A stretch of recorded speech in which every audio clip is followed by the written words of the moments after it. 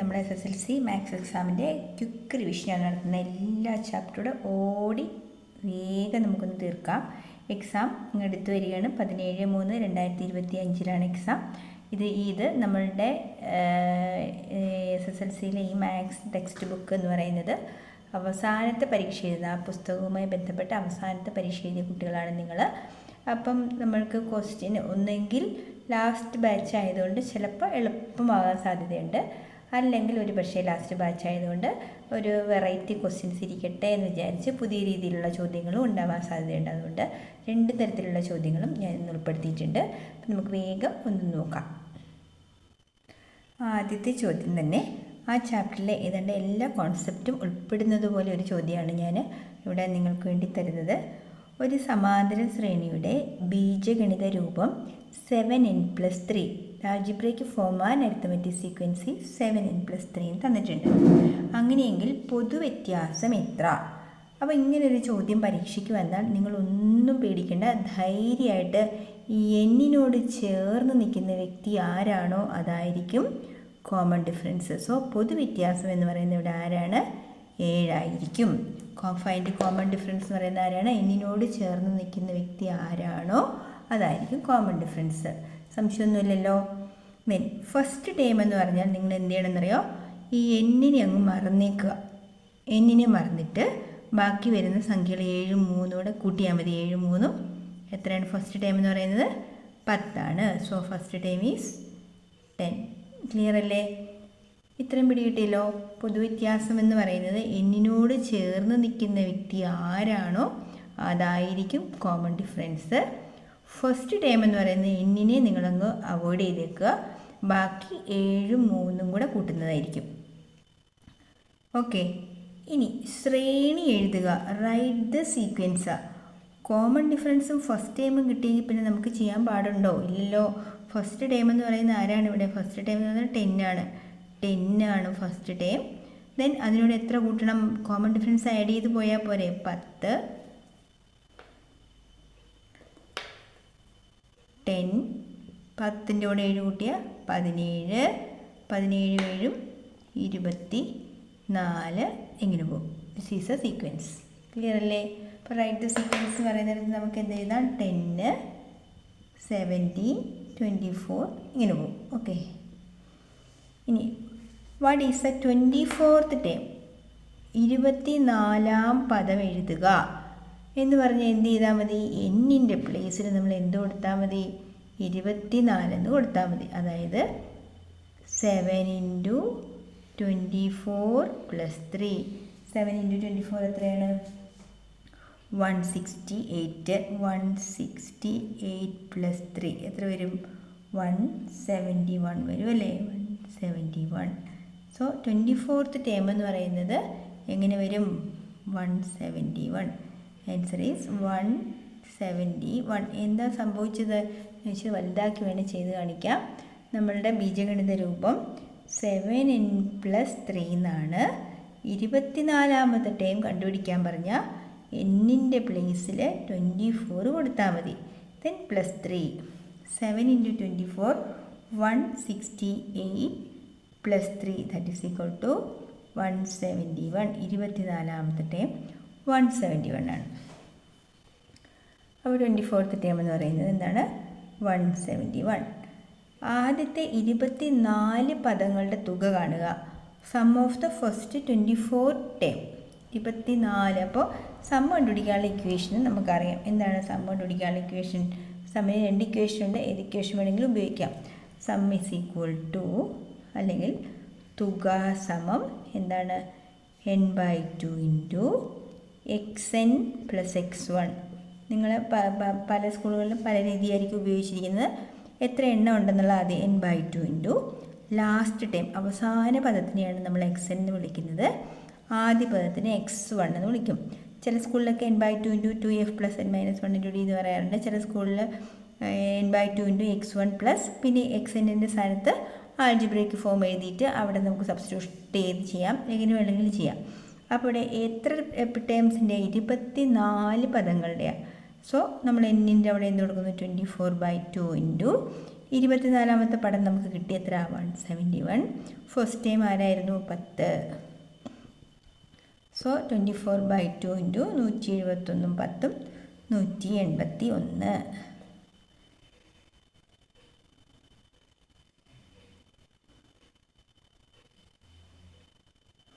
ഇത് കട്ട് ചെയ്യാലോ? കട്ട് ചെയ്താൽ ഇവിടെ എഴുതാവേ. കട്ട് ചെയ്താൽ 12 ഇൻറ്റു 181. ഇത് മൾട്ടിപ്ലൈ ചെയ്ത് എഴുതിയാൽ മതിയാവും കേട്ടോ. അത് മൾട്ടിപ്ലൈ ചെയ്യുമ്പം 2172. ആദ്യത്തെ 25 പദങ്ങൾ ആഡ് ചെയ്യുമ്പോൾ കിട്ടുന്ന ആൻസർ 2172. അടുത്തത് സമാന്തര ശ്രേണിയിലെ തന്നെ ഒരു ചോദ്യമാണ്. പദങ്ങളുടെ തുക 2n² + 3n ആയ ശ്രേണിയുടെ പൊതുവ്യത്യാസം എത്ര? Sum of an arithmetic sequence is 2n² + 3n. What is its common difference? അപ്പം സമ്മിൻ്റെ ടേമാണ് തന്നിരിക്കുന്നത്. Sum is equal to 2n² + 3n. അപ്പോൾ ഫസ്റ്റ് ടേം എന്ന് പറയുന്നത് എന്ത് തന്നെയാണ്? സം ഓഫ് ഫസ്റ്റ് ടേം തന്നെ എഴുതാം കേട്ടോ. സം ഓഫ് ഫസ്റ്റ് ടേം എന്ന് പറഞ്ഞാൽ ഫസ്റ്റ് ടേം തന്നെയല്ലേ? ഞാൻ നിങ്ങൾക്കൊരു കൺഫ്യൂഷൻ വരാതിരിക്കാനാണ് സം ഓഫ് എന്നുള്ള വാക്ക് ചേർത്തത്. സം ഓഫ് ഫസ്റ്റ് ടേം എന്ന് വെച്ചാൽ 2 × 1² + 3 × 1 ദാറ്റ് ഈസ് ഈക്വൽ ടു 2 + 3 5. അടുത്തത് സം ഓഫ്, ആ വാക്ക് ശ്രദ്ധിച്ചോണം, സം ഓഫ് ഫസ്റ്റ് 2 ടേംസ്. എന്നിന് 2 കൊടുത്താൽ കിട്ടുന്നത് സം ഓഫ് ഫസ്റ്റ് 2 ടേംസ് ആണ്. സോ 2 × എന്നിൻ്റെ അവിടെ 2² + 3 × എന്നിൻ്റെ അവിടെ 2 കൊടുത്തു. That is equal to 2² × 2. 2 2s are 4, 2s are 8 + 3 2s are 6. 8 6 14. അപ്പോൾ ശ്രദ്ധിച്ചോളൂ, ഫസ്റ്റ് ടൈം നമുക്ക് കിട്ടിയത് 5 ആണ്. സെക്കൻഡ് ടൈം കിട്ടിയില്ല. സം ഓഫ് ഫസ്റ്റ് 2 ടേംസ് ആണ് എന്ത്? 14. അവിടെയാണ് നിങ്ങൾ തെറ്റിക്കരുത്. സമ്മിൻ്റെ ഇക്വേഷനാണ് തന്നിരിക്കുന്നത്, തുക സമമാണ് തന്നിരിക്കുന്നത്. Sum of an arithmetic sequence അല്ലാതെ എന്ത് term of an arithmetic sequence അല്ല. അപ്പം സം എന്ന് പറയുമ്പോൾ സം ഓഫ് ഫസ്റ്റ് 2 ടേംസ് വെച്ചാൽ ആദ്യത്തെ 2 ടേംസിൻ്റെ സമ്മാണ് 14. അപ്പോൾ ഇതെന്താണ്? ഇത് 9 വരണം. ശരിയല്ല? 9 5 ആണ് എന്ത്? 14. അപ്പം അങ്ങനെ വരുള്ളൂ. അപ്പോൾ സീക്വൻസ് റെഡിയായി അല്ലേ? 5 5 4 9. അടുത്തത് 9 4 13 അല്ലേ?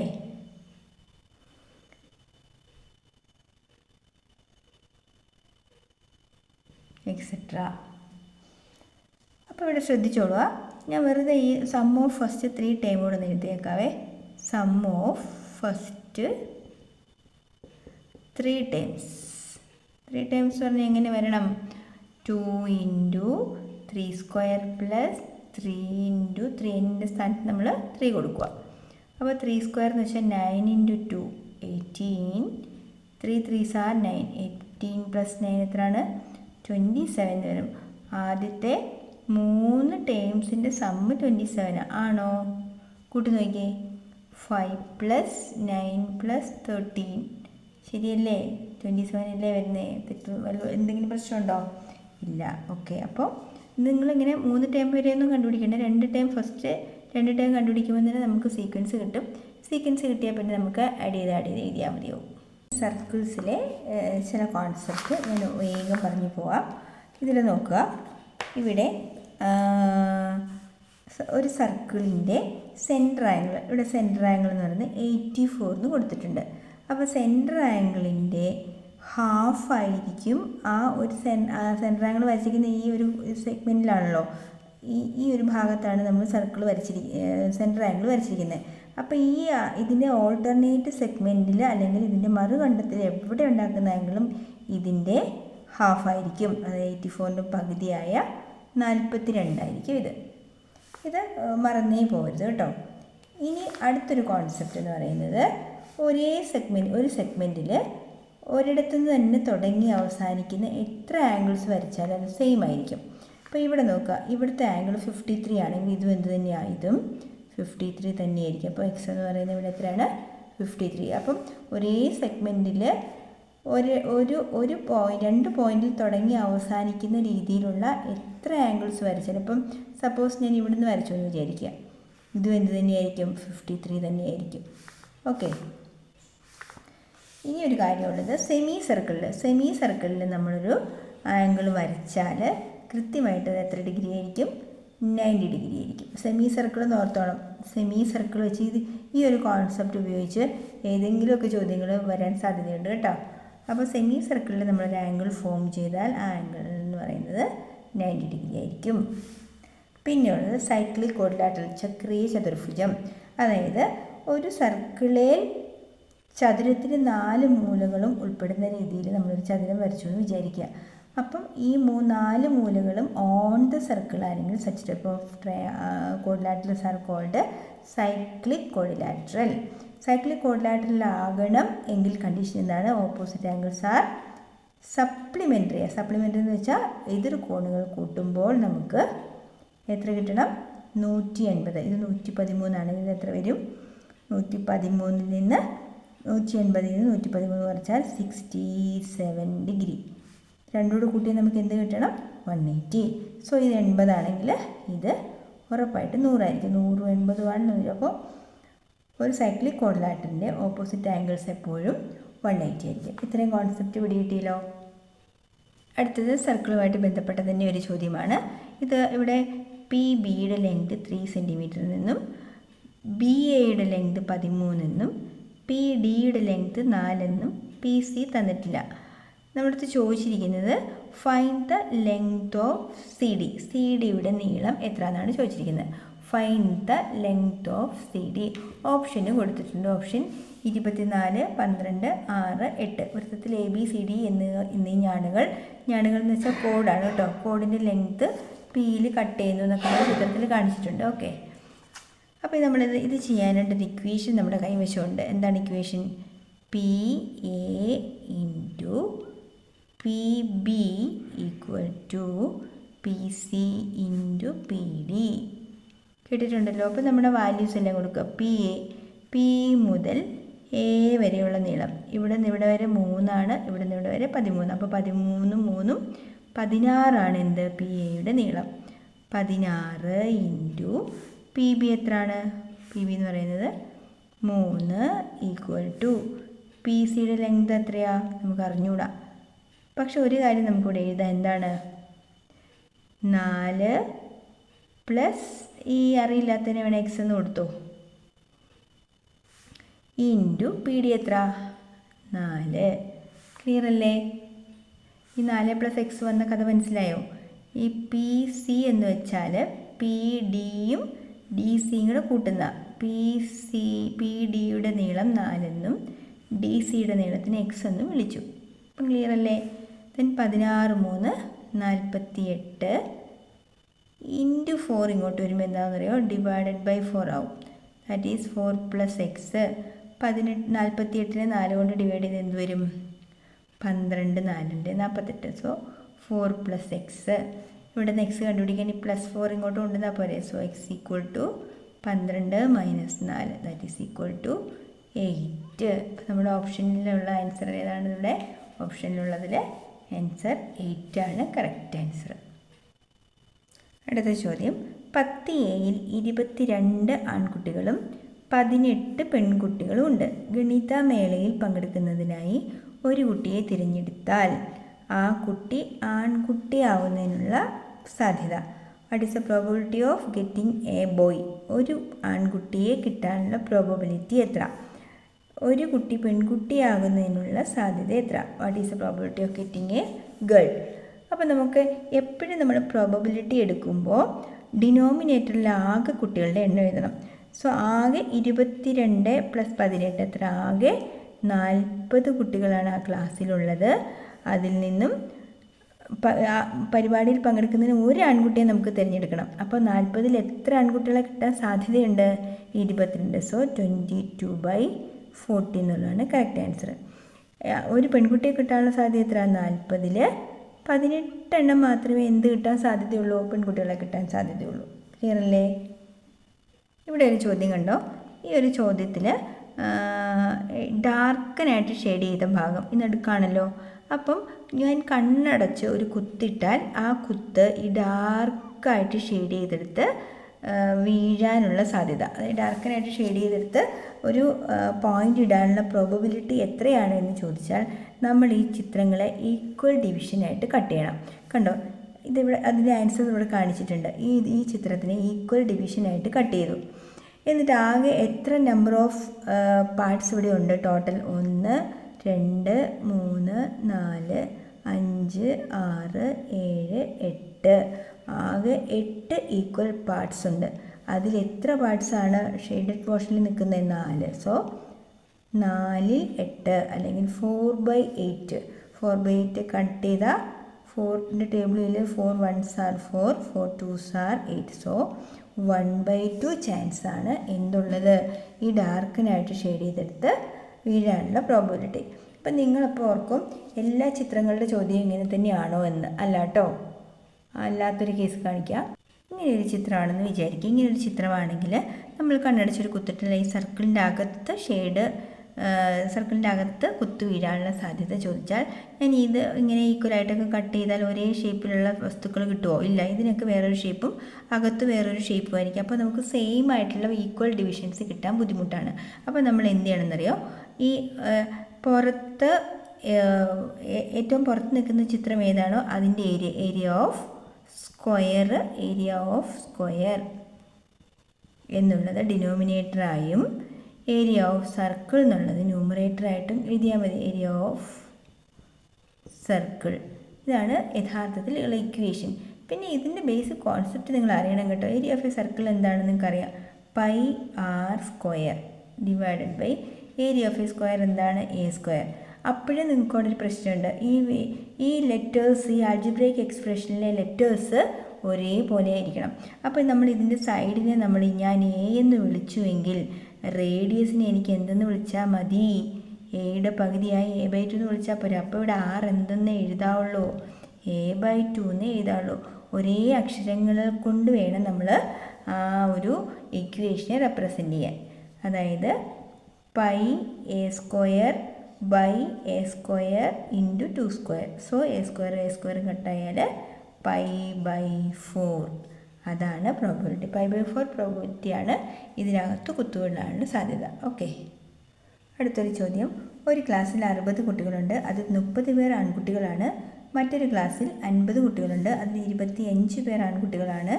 ഓരോ ക്ലാസ്സിൽ നിന്നും ഓരോ കുട്ടികളെ മാത്രം തിരഞ്ഞെടുത്താൽ അത് 2 പെൺകുട്ടികളാവാനുള്ള സാധ്യത എത്രയാണ്? അതിൽ ഒരു പെൺകുട്ടിയെങ്കിലും ഉണ്ടാകാനുള്ള സാധ്യത എത്രയാണ്? അതായത് number of students in A class 60, അതിൽ എന്താണ് ദർ ആർ 30 ബോയ്സ്. അപ്പോൾ തന്നെ നമുക്ക് ഗേൾസിൻ്റെ എണ്ണം പറയാം. 60 കുട്ടികളുണ്ടെങ്കിൽ ഗേൾസിൻ്റെ എണ്ണവും 30 തന്നെയല്ലേ. ദെൻ അനദർ ക്ലാസ്, അവിടെ എത്രയുണ്ട്? 50 കുട്ടികളുണ്ട്, അതിൽ നമ്പർ ഓഫ് ബോയ്സ് എന്ന് പറയുന്നത് 25 ആണ്. അപ്പോൾ നമ്പർ ഓഫ് ഗേൾസ് എന്ത് തന്നെയാണ്? 25 ആണ്. ഓരോ ക്ലാസ്സിൽ നിന്നും ഓരോ കുട്ടികളെ നമുക്ക് സെലക്ട് ചെയ്യണം. അങ്ങനെയാണെങ്കിൽ അത് ബോത്ത് ബീയിങ് ഗേൾ ആവാനുള്ള probability, what is the probability of both being girl എന്ന് പറയുന്നത് എത്രയാണെന്ന് ചോദിച്ചിട്ടുണ്ട്. അറ്റ്ലീസ്റ്റ് വൺ ഓഫ് ദം എന്തായിരിക്കണം? ഒരു പെൺകുട്ടി ആവാനുള്ള സാധ്യത, അതും നമ്മുടെ അടുത്ത് ചോദിച്ചിട്ടുണ്ട്. അപ്പോൾ എങ്ങനെ ചെയ്യാം? ആദ്യം നമുക്ക് 2 ക്ലാസ് റൂമിനെ വരച്ചെടുക്കാം. ആദ്യത്തെ ക്ലാസ് റൂമിലുള്ള കുട്ടികൾ 60 കുട്ടികളും രണ്ടാമത്തെ ക്ലാസ് റൂമിലുള്ളത് 50 കുട്ടികളുമാണ്. 60-ൽ എത്ര പേരാണ് ബോയ് ആയിട്ടുള്ളത്? 30 പേര് ബോയ് ആണ്. അപ്പോൾ നമുക്ക് എന്ത് തന്നെ എഴുതാം? 30 പേര് ഗേളുമാണ്. അതുപോലെ രണ്ടാമത്തെ ക്ലാസ്സിൽ 25 ബോയ് ഉണ്ടെന്ന് പറഞ്ഞിട്ടുണ്ട്. അപ്പോൾ തന്നെ നമുക്ക് എന്ത് എഴുതാം? 25. ഞാൻ ആ ഗേൾസിനെ വേണേൽ കളർ മാറ്റി കൊടുക്കാം കേട്ടോ. അപ്പോൾ നിങ്ങൾക്ക് അത് എഴുതുമ്പോൾ മനസ്സിലാവും. 30 ഗേള്,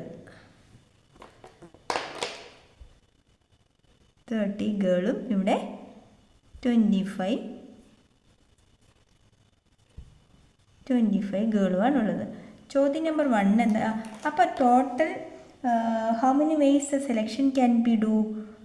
എത്ര രീതിയിൽ നമുക്ക് ഇതിനകത്ത് സെലക്ഷൻ നടത്താം? അപ്പം ടോട്ടൽ നമ്പർ ഓഫ് പ്രോബബിലിറ്റി,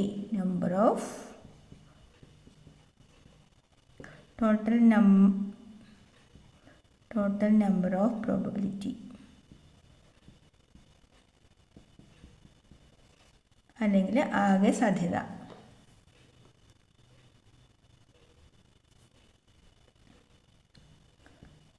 ആകെ സാധ്യത എന്ന് പറയുന്നത് എത്രയാണ്? 60 × 50, അതായത് 6 5 ആർ 30, 2 0, അതായത് 3000 ചാൻസ് ഉണ്ട്. 2 ക്ലാസ്സിൽ നിന്നും ഓരോ കുട്ടികളെ വീതം സെലക്ട് ചെയ്യാനുള്ള ആകെ സാധ്യത എന്ന് പറയുന്നത് 3000 ആണ്. ചോദ്യം നമ്പർ 1 എന്താണ്? 2 ഗേൾസ് ആവാനുള്ള സാധ്യത. അപ്പോൾ ഇവിടുന്ന് ഈ റെഡ് കളറിലുള്ളതും ചൂസ് ചെയ്യണം, ഇവിടുന്ന് റെഡ് കളറിലുള്ളതും ചൂസ് ചെയ്യണം. 2 ഗേൾസ് ആവാനുള്ള സാധ്യത ചോദിച്ചാൽ എന്ത് ചെയ്താൽ മതി? 30 × 25 / 3000. അതാണ് ഫസ്റ്റ് വണ്ണിൻ്റെ ആൻസർ. ഇനി രണ്ടാമത്തെ ചോദ്യം എന്താ? ഒരാളെങ്കിലും ഗേൾ ഉണ്ടാക്കി, നമ്മൾ ചൂസ് ചെയ്യുന്നതിനകത്ത് ഒരു പെൺകുട്ടിയെങ്കിലും ഉണ്ടായാൽ മതി. അപ്പോൾ എങ്ങനെ ചൂസ് ചെയ്യുക? ഇതിൽ നിന്ന് ഒരാളെന്ന് പറയുമ്പോൾ ഈ ബോയ് ഇൻറ്റു ഗേൾ എടുക്കാമല്ലോ. അതാണ് ആദ്യത്തെ കേസ്. അപ്പോൾ ഞാൻ ഇവിടെ എഴുതാം 30 × 25. ഇനി ഇതിനകത്തും ഉണ്ടാകത്തില്ലേ ഒരു ഗേള്? ഈ ഗേളും ഈ ബോയിനെ സെലക്ട് ചെയ്താൽ +30 × 25, അറ്റ്ലീസ്റ്റ് 1 ഗേളാണേ. അപ്പോൾ ഈ 2 ഇതെടുത്താലും കുഴപ്പമില്ല, ഇതിനകത്ത് ഒരാളെങ്കിലും ഗേളല്ലേ. 2 ഗേളാണെങ്കിലും ഒരാളെങ്കിലും ഗേൾ വേണമെന്ന് പറഞ്ഞ സ്ഥിതിക്ക് 30 × 25 all divided by 3000. ഇത് മൾട്ടിപ്ലൈ ചെയ്യുമ്പോൾ 30 × 25 750, ഇതും 750, ലാസ്റ്റത്തതും 750 ഡിവൈഡഡ് ബൈ 3000. ആഡ് ചെയ്യുമ്പോൾ 750 750 2250 ഡിവൈഡഡ് ബൈ 3000. ക്ലിയർ ആയോ? 2 ക്ലാസ്സിൽ നിന്നും കൂടെ വരുന്ന തരത്തിലുള്ള ചോദ്യങ്ങൾ പ്രതീക്ഷിക്കാം കേട്ടോ. Sum of a number and its reciprocal is 5/2. What is a number? ഒരു സംഖ്യയുടെയും അതിൻ്റെ വിൽക്രമത്തിൻ്റെയും തുക 5/2 എങ്കിൽ സംഖ്യ ഏത്? അപ്പോൾ ഒരു സംഖ്യ എന്നൊക്കെ പറയുമ്പോൾ നമ്മൾ ആ നമ്പറിനെ എങ്ങനെ എടുക്കണം എന്നാണ് പറഞ്ഞിരിക്കുന്നത്? എക്സ് എന്ന് എടുക്കണം. ആ ഒരു സംഖ്യയുടെയും അതിൻ്റെ വിൽക്രമം അഥവാ റെസിപ്രോക്കൽ. എന്താണ് റെസിപ്രോക്കൽ അല്ലെങ്കിൽ വിൽക്രമം എന്ന വാക്കുകൊണ്ട് ഉദ്ദേശിക്കുന്നതെന്ന് അറിയോ? ഒരു സംഖ്യ 5 ആണെങ്കിൽ അതിൻ്റെ റെസിപ്രോക്കൽ എന്ന് വെച്ചാൽ 1/5. അതിനെ നേരെ തിരിച്ച് താഴെ ഇടുന്നതിനെയാണ്, തലയും കുത്തി ഇടുന്നതിനെയാണ് നമ്മൾ റെസിപ്രോക്കൽ അഥവാ വിൽക്രമം എന്ന്. ഇപ്പോൾ ഒരു 2/3 എന്നൊരു ക്വസ്റ്റ്യൻ ആണെങ്കിൽ ഇതിൻ്റെ റെസിപ്രോക്കൽ എന്ന് പറയുന്നത് 3/2 ആയിരിക്കും. 1/7 എന്നൊരു നമ്പർ ആണെങ്കിൽ റെസിപ്രോക്കൽ എന്ന് പറയുന്നത് ജസ്റ്റ് 7 ആയിരിക്കും. 7/1 എന്നാണ്. ഈ 1 ഇവിടെ ഇൻവിസിബിൾ ആയിട്ടുണ്ട് കേട്ടോ, നമ്മളതങ്ങനെ എഴുതാറില്ല. അതുകൊണ്ടാണ് 5 എന്ന് വെച്ചാൽ 5/1 എന്നാണ്. 5/1 റെസിപ്രോക്കൽ 1/5. ഇപ്പോൾ റെസിപ്രോക്കൽ എന്താണെന്ന് മനസ്സിലായല്ലോ. അപ്പോൾ ഒരു സംഖ്യ എക്സ് ആണെങ്കിൽ അതിൻ്റെ റെസിപ്രോക്കൽ എന്താണ്? 1/x. ഒരു സംഖ്യയും അതിൻ്റെ റെസിപ്രോക്കലും തമ്മിൽ ആഡ് ചെയ്താൽ sum of a number and its reciprocal is equal to 5/2. ഒരു സംഖ്യയുടെയും അതിൻ്റെ വിൽക്രമത്തിൻ്റെയും തുക സമം 5/2 എങ്കിൽ ആ സംഖ്യ ഏത്? അപ്പോൾ ഇവിടെ എന്ത് ചെയ്യണം? നമ്മൾ LCM എടുത്തതിനെ സെക്കൻഡ് ഡിഗ്രി ഇക്വേഷൻ ഫോർമാറ്റിലേക്ക് കൺവേർട്ട് ചെയ്യണം. So x × x² + 1 divided by x is equal to 5/2. ഇതും സെക്കൻഡ് ഡിഗ്രി ഇക്വേഷനിലേക്ക് എത്താൻ കുറച്ച് ബുദ്ധിമുട്ടുണ്ടല്ലേ. എന്താണ്? ഈ ഡിനോമിനേറ്ററിലുള്ള ഈ എക്സും ഈ 2ഉം കൂടി നമുക്ക് ഒഴിവാകേണ്ടതുണ്ട്. ഒഴിവാകാൻ മായ്ച്ചു കളഞ്ഞാൽ മതിയോ? പോരാ. എന്ത് ചെയ്യണം? ഡിവിഷൻ ഇങ്ങോട്ടേക്ക് വരുമ്പോൾ ഗുണിക്കണം, ഈ ഡിവിഷൻ ഇങ്ങോട്ടേക്ക് വരുമ്പോൾ മുകളിലേക്ക് ഗുണിക്കണം. മൾട്ടിപ്ലിക്കേഷൻ, ക്രോസ് മൾട്ടിപ്ലിക്കേഷൻ എന്ന് പറയും കേട്ടോ. അപ്പോൾ ഇതെന്താവും? 2 × x² + 1 ഈക്വൽ ടു 5 × x. ഇവിടെ ബ്രാക്കറ്റ് പൊട്ടിച്ചാൽ 2 × x² 2x² + 2 × 1 2 equal to 5x എന്നാവും. ക്ലിയർ അല്ലേ? ഇത് സെക്കൻഡ് ഡിഗ്രി ഇക്വേഷൻ ഫോർമാറ്റിലായോ? ആയി. പക്ഷെ എന്നാലും എന്ത് ചെയ്യണം? നമ്മൾ ഫസ്റ്റ് x² ടൈം, പിന്നെ എക്സിൻ്റെ ടൈം, പിന്നെ എക്സ് ഇല്ലാത്ത ടൈം. അപ്പോൾ അതെങ്ങനെയും കൂടെ എഴുതണം? 2x² + 5x ഈക്വൽ ടു ഇപ്പുറത്തേക്ക് ചാടി വരുമ്പോൾ -5x + 2 ഈക്വൽ ടു 0. ഇപ്പോൾ ഇതൊരു സെക്കൻഡ് ഡിഗ്രി ഇക്വേഷനായി. ഇനി നമുക്ക് സോൾവ് ചെയ്യാം. ഇതെങ്ങനെയാണ് സോൾവ് ചെയ്യുക? ഇത് ഒന്നെങ്കിൽ നമുക്ക് 3-4 മെത്തേഡ് നമ്മൾ പഠിച്ചിട്ടുണ്ട്. മിഡിൽ ടേം സ്പ്ലിറ്റിങ് പഠിച്ചിട്ടുണ്ട്, കംപ്ലീറ്റിംഗ് ദ സ്ക്വയർ പഠിച്ചിട്ടുണ്ട്, അല്ലെങ്കിൽ ആഡ് ചെയ്യുമ്പോൾ നടുവിലത്തെ സംഖ്യ മൾട്ടിപ്ലൈ ചെയ്യുമ്പോൾ പ്രോഡക്റ്റ് ഓഫ് AC കിട്ടുന്ന രീതി. ഇതെല്ലാം മറന്നുപോയ കുട്ടികൾക്ക് നമുക്ക് ലാസ്റ്റ് ഒരു മാർഗമുണ്ട്. എന്താണ്? -b + or -√b² - 4AC/2a എന്നുള്ള ഇക്വേഷൻ ഉപയോഗിച്ച് സോൾവ് ചെയ്യാം. അപ്പോൾ ഇവിടെ ഫസ്റ്റ് ഓഫ് ഓൾ നമ്മൾ അറിയേണ്ടത് എന്താണ് A, B, C എന്ന്. അപ്പം എയും ബിയും സിയും ടീച്ചർ ഒന്ന് എടുത്തെഴുതാം. A = x² കോഎഫിഷ്യൻ്റ് ആരാണോ അതാണ് A. ബി എന്ന് വെച്ചാൽ എക്സിൻ്റെ കോഎഫിഷ്യൻ്റ് ആരാണോ അത് വിത്ത് സൈൻ എഴുതാൻ മറക്കരുത്. ദെൻ ഓപ്ഷനല്ല. ദെൻ സി എന്ന് പറയുന്നത് എക്സ് ഇല്ലാത്ത ടൈമിലെ നമ്പറാണ് സി എന്ന് പറയുന്നത്. അപ്പോൾ എയും ബിയും സിയും നമുക്ക് കിട്ടിക്കഴിഞ്ഞു. അത് ഈ ഇക്വേഷനിലേക്ക് സബ്സ്റ്റിറ്റ്യൂട്ട് ചെയ്യാം. ഇക്വേഷനിലേക്ക് സബ്സ്റ്റിറ്റ്യൂട്ട് ചെയ്യുമ്പോൾ മൈനസ് ബി. സോ ഓൾറെഡി ഇക്വേഷനിൽ ഒരു മൈനസ് ഉണ്ട്, ബിക്ക് ഒരു മൈനസ് ഉണ്ട്. സോ ഇവിടെ -5 plus or minus root of ബിയുടെ സ്ക്വയർ -5ൻ്റെ സ്ക്വയർ. മൈനസിൻ്റെ സ്ക്വയർ എടുക്കുമ്പോൾ പോസിറ്റീവ് ആവും. 5ൻ്റെ square 5 5s are 25 minus 4ac എന്ന് വെച്ചാൽ 4 × a × c എന്നർത്ഥം. 4 × a ആരാണ്? 2 × c ആരാണ്? 2 ഡിവൈഡഡ് ബൈ 2 × 2a എന്നാ. So 2 × 2. So minus into minus +5 എന്നാകും. Plus or minus root of 25 minus 4 2s are 8 2s are 16 divided by 4. Then 5 plus or minus root of 25 minus 16 9/4. 9ന് root ഉണ്ടല്ലോ. So 5 plus or minus 3/4. ഇവിടെ നിന്ന് നമുക്ക് എന്താവണം? ഇവിടെ നിന്ന് ഇവർ കൂട്ടുകാരായിരുന്നു, ഇവിടെ നിന്ന് ഇവർ പിരിയണം. എങ്ങനെ പിരിയണം? 5 + 3/4 എന്നൊരു ഇക്വേഷനും 5 - 3/4. നമ്മൾ പ്ലസ് ഓർ മൈനസ് ഓർ എന്ന് പറയാറുണ്ടല്ലോ, ആ ഓറിൽ വരുമ്പോൾ രണ്ടും രണ്ട് വഴിക്ക് തിരിയണം. രണ്ട് ഇക്വേഷൻ, ഒരു സെക്കൻഡ് ഡിഗ്രി ഇക്വേഷൻ സോൾവ് ചെയ്യുമ്പോൾ നമുക്ക് രണ്ട് ആൻസേഴ്സ് ഉണ്ടാവും കേട്ടോ, രണ്ട് സൊല്യൂഷൻസ് ഉണ്ടാവും. 5 - 3 2/4. സോ 8/4 2 വരും, ഇത് 1/2 വരും. അപ്പോൾ നമ്മൾ എടുത്തിരിക്കുന്ന സംഖ്യ ഒരു സാധാരണ സംഖ്യ ആയതുകൊണ്ട്, അല്ലെങ്കിൽ ഇത് രണ്ടും തന്നെ, ഇതാണ് രണ്ട് നമ്പേഴ്സ്, രണ്ട് ഓപ്ഷൻസ് ഇതൊക്കെയാണ്. നമുക്ക് ഒരു നമ്പർ 2 ആണ്, മറ്റൊരു നമ്പർ 2 ആണ്, മറ്റൊരു നമ്പർ 1/2. ഒരു നമ്പറും അതിൻ്റെ റെസിപ്രോക്കലും ആഡ് ചെയ്താൽ കിട്ടുന്ന നമ്പർ എത്രയാണെന്ന് നമ്മൾ പറഞ്ഞത്? നമ്പർ എന്ന് പറയുന്നത് 5/2. ശരിയല്ലേ? നോക്കാം, ഒന്ന് ആഡ് ചെയ്തെടുക്കാം. ഇവിടെ ഒരു സംഖ്യ ഇത്, അതിൻ്റെ റെസിപ്രോക്കൽ, ഇത് രണ്ടും കൊണ്ട് ആഡ് ചെയ്ത് നോക്കാം. LCM എടുത്താൽ 2 2s are 4 + 1/2 that is equal to 5/2 എന്ന് തന്നെ കിട്ടിയല്ലോ. ഇങ്ങനെ ഈ ലാസ്റ്റ് സ്റ്റെപ്പ് എഴുതണമെന്നില്ല, നിങ്ങൾ ആൻസർ കണ്ടുപിടിക്കുന്ന ആ രണ്ട് സൊല്യൂഷൻ വരെ എഴുതിയാൽ മതി കേട്ടോ. The equation x² + 10x = 24. What number should be added on both sides to make it a perfect square? Find the value of x. Completing the square ആണ് കേട്ടോ, വർഗം പൂർത്തീകരിക്കുക രീതിയിൽ നമ്മൾ ചെയ്യേണ്ട ഒരു ചോദ്യമാണ്. അപ്പോൾ ചോദ്യം ഇതാണ്, x² + 10x = 24.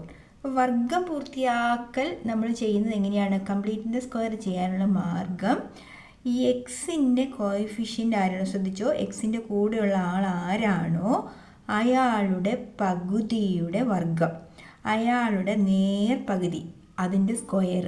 ഇയാളുടെ പകുതി ആരാ? 10ൻ്റെ പകുതി ആരാണ്? 5. 5ൻ്റെ വർഗം 5 5 25 എന്നുള്ള സംഖ്യ ഇവിടെയും കൂട്ടണം, ചേഞ്ച് വരാതിരിക്കാൻ ഇവിടെയും കൂട്ടണം. എന്താണ് ചെയ്യേണ്ട സ്റ്റെപ്പ്? കംപ്ലീറ്റിംഗ് ദ സ്ക്വയർ അഥവാ വർഗം പൂർത്തിയാക്കൽ മെത്തേഡിൻ്റെ ക്വസ്റ്റ്യൻ വന്നാൽ നമ്മൾ എക്സിൻ്റെ കൂടെയുള്ള ആളിൻ്റെ പകുതിയുടെ വർഗം രണ്ട് സൈഡിലും ആഡ് ചെയ്യുക. What number should be added to both side? രണ്ട് സൈഡിലും ആഡ് ചെയ്യണം. അത് 25 ഇവിടെയും 25 ഇവിടെയും. അപ്പോൾ ഇതെന്തായി? x² + 10x + 25 = 49. ഇനി നിങ്ങൾക്ക് a+b² വെച്ചിട്ട് എക്സ്പാൻഡ് ചെയ്ത് കിട്ടിയ ഫോർമാറ്റാണിത്. ഇനി a+b² എല്ലാം മറന്നുപോയൊരു കുട്ടിയാണ് നിങ്ങൾ എന്ന് വിചാരിക്കുക. അപ്പോൾ ഒന്നും പേടിക്കണ്ട, ഈ നമ്പറിൻ്റെ സ്ക്വയർ റൂട്ടും ഈ നമ്പറിൻ്റെ സ്ക്വയർ റൂട്ടും എഴുതി സ്ക്വയർ ഇട്ടാൽ മതി. x² സ്ക്വയർ റൂട്ട് x, 25ൻ്റെ സ്ക്വയർ റൂട്ട് വർഗ്ഗമൂലം എത്ര? 5. എന്നിട്ട് ഇവിടെ നമ്മൾ വർഗ്ഗചിഹ്നം ഇടുക. ഇതിൻ്റെ വർഗ്ഗമൂലം എഴുതി, ഇതിൻ്റെ വർഗ്ഗമൂലം എഴുതി, ഇതിൻ്റെ സ്ക്വയർ റൂട്ട് എഴുതി, സ്ക്വയർ റൂട്ട് എഴുതി. ഈക്വൽ ടു 49 ആരുടെ വർഗ്ഗമാണ്? 7ൻ്റെ. അവിടെ നമ്മൾ 7ൻ്റെ വർഗ്ഗമൊന്നും എഴുതി. അപ്പോൾ ഇവിടുന്ന് ഒരു കാര്യം നമുക്ക് മനസ്സിലായി, രണ്ടിടത്തും സ്ക്വയർ വന്നു. അപ്പോൾ ഈ സ്ക്വയർ രണ്ട് സൈഡിൽ നിന്ന് കട്ട് ചെയ്യുക. ബാക്കി മിച്ചം എന്തുണ്ട്? x + 5 = 7, x = 7 - 5. അപ്പോൾ x = 7 ൽ നിന്ന് 5 കുറച്ച് എത്രയാണ്? 2. ക്ലിയർ ആയോ? അപ്പോൾ ഇവിടെ എക്സിന് വരുന്ന വാല്യൂ എന്ന് പറയുന്നത് find the value of x x is equal to 2 എന്നായും. കേട്ടോ? ക്ലിയർ ആയോ?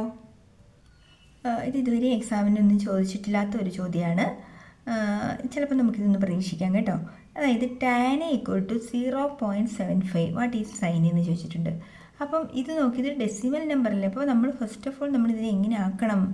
tan A ഈക്വൽ ടു ഇത് 75/100 ആണല്ലോ അല്ലേ. ഇത് നമുക്ക് കട്ട് ചെയ്താൽ 25 ടേബിളിനുള്ളിൽ കട്ട് ചെയ്താൽ 25 × 3 ആണ് 75, 25 × 4 ആണ് 100, 3/4. അപ്പോൾ tan A ഈക്വൽ ടു 3/4 എന്ന് കിട്ടി. അപ്പോൾ നമ്മൾ ചിത്രം വരച്ചു. ചിത്രം കൃത്യമായിട്ട് നമ്മൾ അറിഞ്ഞിരിക്കണം കേട്ടോ. ഇത് എന്താണ് ടാൻ, എന്താണ് കോസ്, എന്താണ് സൈൻ എന്നുള്ളത് ചിത്രം മൂലം നിങ്ങൾ അറിഞ്ഞിരിക്കണം. അപ്പോൾ ഞാൻ എ എന്നുള്ള ആംഗിൾ ഇവിടെയാണ് കൊടുക്കുന്നതെങ്കിൽ ABC ഇതാന്ന് വെച്ചോ. അപ്പോൾ ആംഗിൾ എയുടെ ഇതാണ് ഓപ്പോസിറ്റ് സൈഡ്, എതിർവശം. ഇത് കർണം അഥവാ ഹൈപ്പോട്ടനൂസ്, ഇത് അഡ്ജസൻ്റ് സൈഡ് അഥവാ സമീപവശം. അപ്പം നിങ്ങൾ പഠിച്ചിട്ടുണ്ടല്ലോ സൈൻ എന്ന് വെച്ചാൽ എന്നാ? എതിർവശം by Karnam, opposite by hypotenuse ആണല്ലോ. കോസ് എന്ന് വെച്ചാൽ അഡ്ജസൻ്റ് ബൈ ഹൈപ്പോട്ടനൂസ് അഥവാ സമീപവശം ബൈ കർണം. ടാൻ എന്ന് വെച്ചാൽ എതിർവശം ബൈ സമീപവശം. ഇങ്ങനെയാണ് ടാൻ വരുന്നത്, ഓർത്തോണം. അപ്പോൾ ടാൻ എ ഈക്വൽ ടു എതിർവശം ബൈ കർണം അഥവാ ഓപ്പോസിറ്റ് സൈഡ് ബൈ അഡ്ജസൻ്റ് സൈഡാണ്. അപ്പോൾ ഇത് ശരിക്കും ഓപ്പോസിറ്റ്. ഇവിടെ 3ഉം ഇവിടെ 4ഉം ആണല്ലോ, ശരിയല്ലേ? ഈ ഒരു ചിത്രത്തിൽ ഈ കാര്യങ്ങളൊക്കെ മനസ്സിലായല്ലോ. ഇതെല്ലാം വായിക്കാം. അപ്പോൾ യഥാർത്ഥത്തിൽ എതിർവശം ബൈ സമീപവശം, അതായത് എതിർവശം എന്ന് പറയുന്നത് 3 സെൻറ്റിമീറ്ററും ഇത് 4ഉമാണ്. അങ്ങനെയാണെങ്കിൽ ഇത് ഇതുപോലെ ട്രിപ്ലറ്റ് അനുസരിച്ച് ഇത് 5 അല്ലേ. 3ൻ്റെ സ്ക്വയർ പ്ലസ് 4ൻ്റെ സ്ക്വയർ 9 പ്ലസ് 16 25ൻ്റെ റൂട്ടായ 5 ഇവിടെ വരുന്നത്. നമ്മളുടെ ചോദ്യം എന്താ? സൈൻ എ എന്താണെന്നാണ് ചോദ്യം. അപ്പോൾ സൈൻ എ ഈക്വൽ ടു നിങ്ങൾക്കറിയാം എതിർവശം ബൈ സമീപവശം, ദാറ്റ് ഈസ് 3/5.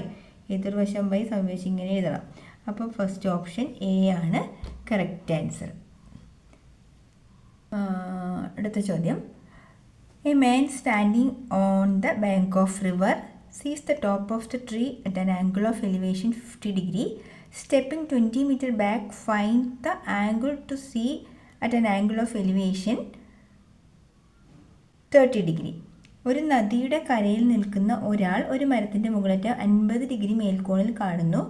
അദ്ദേഹം 20 മീറ്റർ പിന്നിലേക്ക് നടന്നതിന് ശേഷം ആ മരത്തിൻ്റെ മുകളിലേറ്റം 30 ഡിഗ്രി മേൽക്കോണിൽ കാണുന്നു എങ്കിൽ ആ ഒരു ചിത്രം, ആ റഫ് ചിത്രം വരയ്ക്കുക. 2 find the width of the river, ആ റിവറിൻ്റെ വീതി എത്രയാണെന്ന് പറയുക. Calculate the height of the tree, ട്രീയുടെ ഉയരം കണ്ടെത്തുക. അപ്പോൾ ആദ്യം റഫ് ചിത്രം നമുക്കൊന്ന് വരയ്ക്കാം. അപ്പോൾ ചിത്രം വരയ്ക്കുമ്പോൾ നമ്മൾ നദി എന്നതിനെ ഇങ്ങനെ ഓളങ്ങളിട്ടൊന്നും വരയ്ക്കേണ്ട, ജസ്റ്റ് ഒരു ലൈൻ മാത്രം വരയ്ക്കുക. ഇതാണ് നദി. നദിയുടെ ഒരു കരയിലാണ് ഈ മനുഷ്യൻ നിൽക്കുന്നത്. ഇവിടെ നിൽക്കുന്ന ആൾ ഈ മറുകരയിൽ നിൽക്കുന്ന ഒരു മരം, ഇതാണ് മരം എന്ന് വിചാരിക്കുക. അപ്പോൾ എപ്പോഴും നമ്മൾ വരയ്ക്കുന്ന ചിത്രത്തിൽ മട്ട ത്രികോണങ്ങൾ, റൈറ്റ് ട്രയാങ്കിൾ വരണമെന്ന് വിചാരിച്ചിട്ട് വേണം നിങ്ങൾ ചിത്രം വരയ്ക്കാൻ കേട്ടോ. അപ്പോൾ ഇത് മരത്തിൻ്റെ ഉയരം. മരത്തിൻ്റെ ഉയരത്തിന് നമുക്ക് എച്ച് എന്ന് വിളിക്കാം. അറിഞ്ഞുകൂടാ, നമുക്കിപ്പോൾ നിലവിൽ അറിഞ്ഞുകൂടാ. അപ്പോൾ ഈ നദിയുടെ വീതി എന്ന് പറയുന്നത് ഇത്രയുമാണ്. ഇതിനെ നമുക്ക് എക്സ് എന്നും വിളിക്കാം. ഇവിടെ നിൽക്കുന്ന ഒരു വ്യക്തി, ആ മനുഷ്യൻ്റെ പൊക്കം നമ്മുടെ ചോദ്യത്തിൽ പറഞ്ഞിട്ടില്ല. അതുകൊണ്ട് തന്നെ നമ്മൾ ആംഗിൾ ഓഫ് എലിവേഷൻ വരയ്ക്കുമ്പോൾ ഈ ചോട്ടിന്നേ വരയ്ക്കുക. ഒരു മനുഷ്യൻ്റെ ഉയരം പ്രതിപാദിച്ചിട്ടുണ്ടെങ്കിൽ ഇവിടെ നിന്ന് വേണമായിരുന്നു വരയ്ക്കാൻ. അയാളുടെ ഹൈറ്റ് ഇവിടെ ഒരു പ്രധാന ഘടകമാവാത്തത് കൊണ്ട് നമ്മൾ എന്ത് ചെയ്താൽ മതി? ആംഗിൾ ഓഫ് എലിവേഷൻ, അവിടെ നിൽക്കുന്ന ആൾ ഈ മരത്തിൻ്റെ മുകളറ്റം കാണുന്ന ആംഗിൾ ഓഫ് എലിവേഷൻ മേൽക്കോൺ എന്ന് പറയുന്നത് എത്രയാണെന്നാണ് പറഞ്ഞത്? 50 ഡിഗ്രി മേൽക്കോണിൽ കാണുന്നു എന്നാണ് പറഞ്ഞത്. ഇനി എന്താണ്, അയാൾ ഇവിടെ നിൽക്കുവാണല്ലോ ഈ മനുഷ്യൻ. ഇവിടെ നിന്ന് നിൽക്കുന്ന ഇയാൾ എത്ര മീറ്റർ പുറകോട്ട് പോയി? 20 മീറ്റർ പുറകോട്ട് പോയി. അപ്പോൾ നമ്മൾ ഒരു ജസ്റ്റ് ലൈൻ വരച്ചിട്ട് അത് 20 മീറ്റർ എന്ന് കൊടുക്കുക. അയാൾ 20 മീറ്റർ പുറകോട്ട് പോയി. അയാളുടെ സ്ഥാനം ഇപ്പോൾ ഇവിടെ നിന്ന് അയാൾ വീണ്ടും ഈ മരത്തിൻ്റെ മുകളറ്റം കാണുക. മരത്തിൻ്റെ മുകളിലേക്ക് നോക്കി. അപ്പോൾ ഉള്ള ആംഗിൾ ഓഫ് എലിവേഷൻ എത്രയാണ്? 30 ഡിഗ്രിയാണ്. മനസ്സിലായോ? അപ്പോൾ നമുക്ക് രണ്ട് റൈറ്റ് ട്രയാങ്കിൾസ്, ഒരു വലിയ റൈറ്റ് ട്രയാങ്കിളും ഈ ഒരു ചെറിയ റൈറ്റ് ട്രയാങ്കിളും നമുക്കൊരു പേര് കൊടുക്കാം. ബി സി എന്ന ഒരു ചെറിയ ട്രയാങ്കിളും ഡി ബി സി എന്ന വലിയ ട്രയാങ്കിളുണ്ടായി. ഇത് നമുക്കിതിനകത്തുനിന്ന് ടാനും കോസും ടാനൊക്കെ രണ്ട് സൈഡിൽ രണ്ടിൻ്റെ എഴുതാം. അപ്പോൾ നമുക്ക് കണ്ടെത്തേണ്ടത് ഈ പൊക്കമാണല്ലോ, ഈ ഒരു വശം വെച്ച്, അതായത് ഈ ആംഗിളിൻ്റെ ഓപ്പോസിറ്റ് സൈഡും അഡ്ജസൻറ്റും വരുന്ന ഇക്വേഷൻ ഏതാ? ടാനാണ്. സോ ടാൻ 50 സമം ഓപ്പോസിറ്റ് ബൈ അഡ്ജസൻറ്റ്, എതിർവശം ബൈ സമീപവശം. പ്രശ്നമൊന്നുമില്ലല്ലോ. ഇനി നമുക്കിനകത്ത് ടാൻ 50ൻ്റെ വില, ഇതിൻ്റെ വാല്യൂ ക്വസ്റ്റ്യൻ പേപ്പറിൽ തരും കേട്ടോ. ക്വസ്റ്റ്യൻ പേപ്പറിൽ നോക്കുമ്പോൾ ക്വസ്റ്റ്യൻ പേപ്പറിൽ 1.19 =h/x എന്ന് കിടക്കും. ഇവിടെ നിന്ന് നമുക്ക് എച്ചും കൂടെ ഒന്ന് കണ്ടെത്തി വെക്കാവേ. 1.19 × x ആണ് എന്ത്? h. ഇത് ഇക്വേഷൻ നമ്പർ 1 എന്ന് എഴുതി വെക്കാം. ഇനി ഈ വലിയ ചെറിയ ട്രയാങ്കിൾ വിട്ടേക്കൂ. ചെറിയ ട്രയാങ്കിൾ വിട്ടു. പരീക്ഷയ്ക്ക് ഇങ്ങനെ വായിക്കൊന്നും വേണ്ട, ഞാൻ ജസ്റ്റ് വലിയ ട്രയാങ്കിൾ മാത്രം കൺസിഡർ ചെയ്യാൻ വേണ്ടി അങ്ങനെ പറഞ്ഞതാണ്. ഇവിടെ നമുക്ക് എന്ത് ചെയ്യാം? ഈ ആംഗിളിൻ്റെ ഓപ്പോസിറ്റ് സൈഡും അഡ്ജസൻറ്റ് സൈഡും ഉപയോഗിച്ചിട്ടാണ് നമുക്കിത് കണ്ടെത്താൻ പറ്റുള്ളൂ. അപ്പോൾ ഇവിടെ ടാൻ 30 = എന്ത് പറയാം? ഓപ്പോസിറ്റ് ബൈ അഡ്ജസൻറ്റ് എന്ന് പറഞ്ഞാൽ 20ഉം എക്സും ഉണ്ട്. അപ്പോൾ രണ്ടുകൂടെ ആഡ് ചെയ്യണ്ടേ, നല്ല ഫുൾ ആവുള്ളൂ. So 20 + x. ഇനി നിങ്ങൾക്കറിയാം ടാൻ 30യുടെ വാല്യൂ പറയാം. ടാൻ 30 എത്രയാണ്? ടാൻ 30 എന്ന് വെച്ചാൽ 1/√3 h/20 + x. ഇവിടെയും നമ്മൾ എന്ത് ചെയ്യണം? ഇങ്ങനെ ഡിനോമിനേറ്ററിലെ സംഖ്യ വന്നാൽ നമുക്ക് കാൽക്കുലേഷൻ ബുദ്ധിമുട്ടാണ്. അതുകൊണ്ട് നമ്മൾ എന്ത് ചെയ്യുക? ഇത് ഇങ്ങോട്ടേക്ക് മൾട്ടിപ്ലൈ ചെയ്യും. അപ്പോൾ എന്താവും? 20 + x/√3 = h. This is equation number 2. എന്തിനാണ് ഇനി 1ഉം 2 എന്ന് കൊടുത്തതെന്ന് നോക്കി നിങ്ങൾ. ഇവിടെ h = ഇങ്ങനെ കിട്ടി, ഇവിടെയും h = ഇങ്ങനെ കിട്ടി. ഈ രണ്ടിൽ ഹൈറ്റ് സെയിം അല്ലേ? ഈ ട്രയാങ്കിളിലാണെങ്കിലും പഴയ ചെറിയ ട്രയാങ്കിളിലാണെങ്കിലും ഹൈറ്റ് സെയിം ആണല്ലോ, ശരിയല്ലേ? അപ്പം നമുക്ക് ഈ ഫ്രം 1 and 2 നമുക്ക് എന്ത് എഴുതാം? 1.19 x-ന് ഈക്വലാണ് 20 + x/√3 എന്ന് എഴുതാമല്ലോ. കാരണം ഈ രണ്ട് സൈഡും ഈക്വൽ ആണെങ്കിൽ ഉറപ്പായിട്ട് ഈ രണ്ട് സൈഡും ഈക്വൽ ആയിരിക്കുമല്ലോ. അതുകൊണ്ട് ഇനി ഇക്വേറ്റ് ചെയ്ത് എഴുതും. ഇനി ബാക്കി ഇതൊന്നും ഒന്നും ആവശ്യമില്ല, അതെല്ലാം വായിച്ചേക്കുക. ഇവിടെ നമുക്ക് എന്ത് ചെയ്യാം? എക്സ് സോൾവ് ചെയ്തെടുക്കാം. എക്സ് സോൾവ് ചെയ്തെടുക്കുന്നത് എങ്ങനെയാണ്? ഈ √3 കൂടെ ഇങ്ങോട്ടേക്ക് മൾട്ടിപ്ലൈ ചെയ്തു. So 1.19 × √3 x = 20 + x. ഇനി എന്ത് ചെയ്യുക? 1.19 ഈ √3യുടെ വാല്യൂ നിങ്ങൾക്ക് അറിയാമോ? √3യുടെ വാല്യൂ 1.73 ആണ് കേട്ടോ. അത് ബൈ ഹാർട്ട് പഠിച്ചേക്കണേ. അപ്പോൾ 1.19 × 1.73 x. ഈ പ്ലസ് എക്സിന് വേണേൽ ഇങ്ങോട്ട് കൊണ്ടുവരാവേ. -x = 20. ഇത് രണ്ടോട് ഗുണിച്ചാൽ എന്താവും? 1.19ഉം 1.73 കൂടെ മൾട്ടിപ്ലൈ ചെയ്യാം. മൾട്ടിപ്ലൈ ചെയ്യുമ്പോൾ ഞാൻ ഒന്ന് ചെയ്തിട്ട് വെക്കാവേ. നമുക്കിത് മൾട്ടിപ്ലൈ ചെയ്യുമ്പം 20.587 x - x = 20 എന്ന് കിട്ടും. 20.587 x-ൽ നിന്ന് 1x കുറച്ചാൽ 19.587 x = 20 എന്ന് കിട്ടും. സോ x =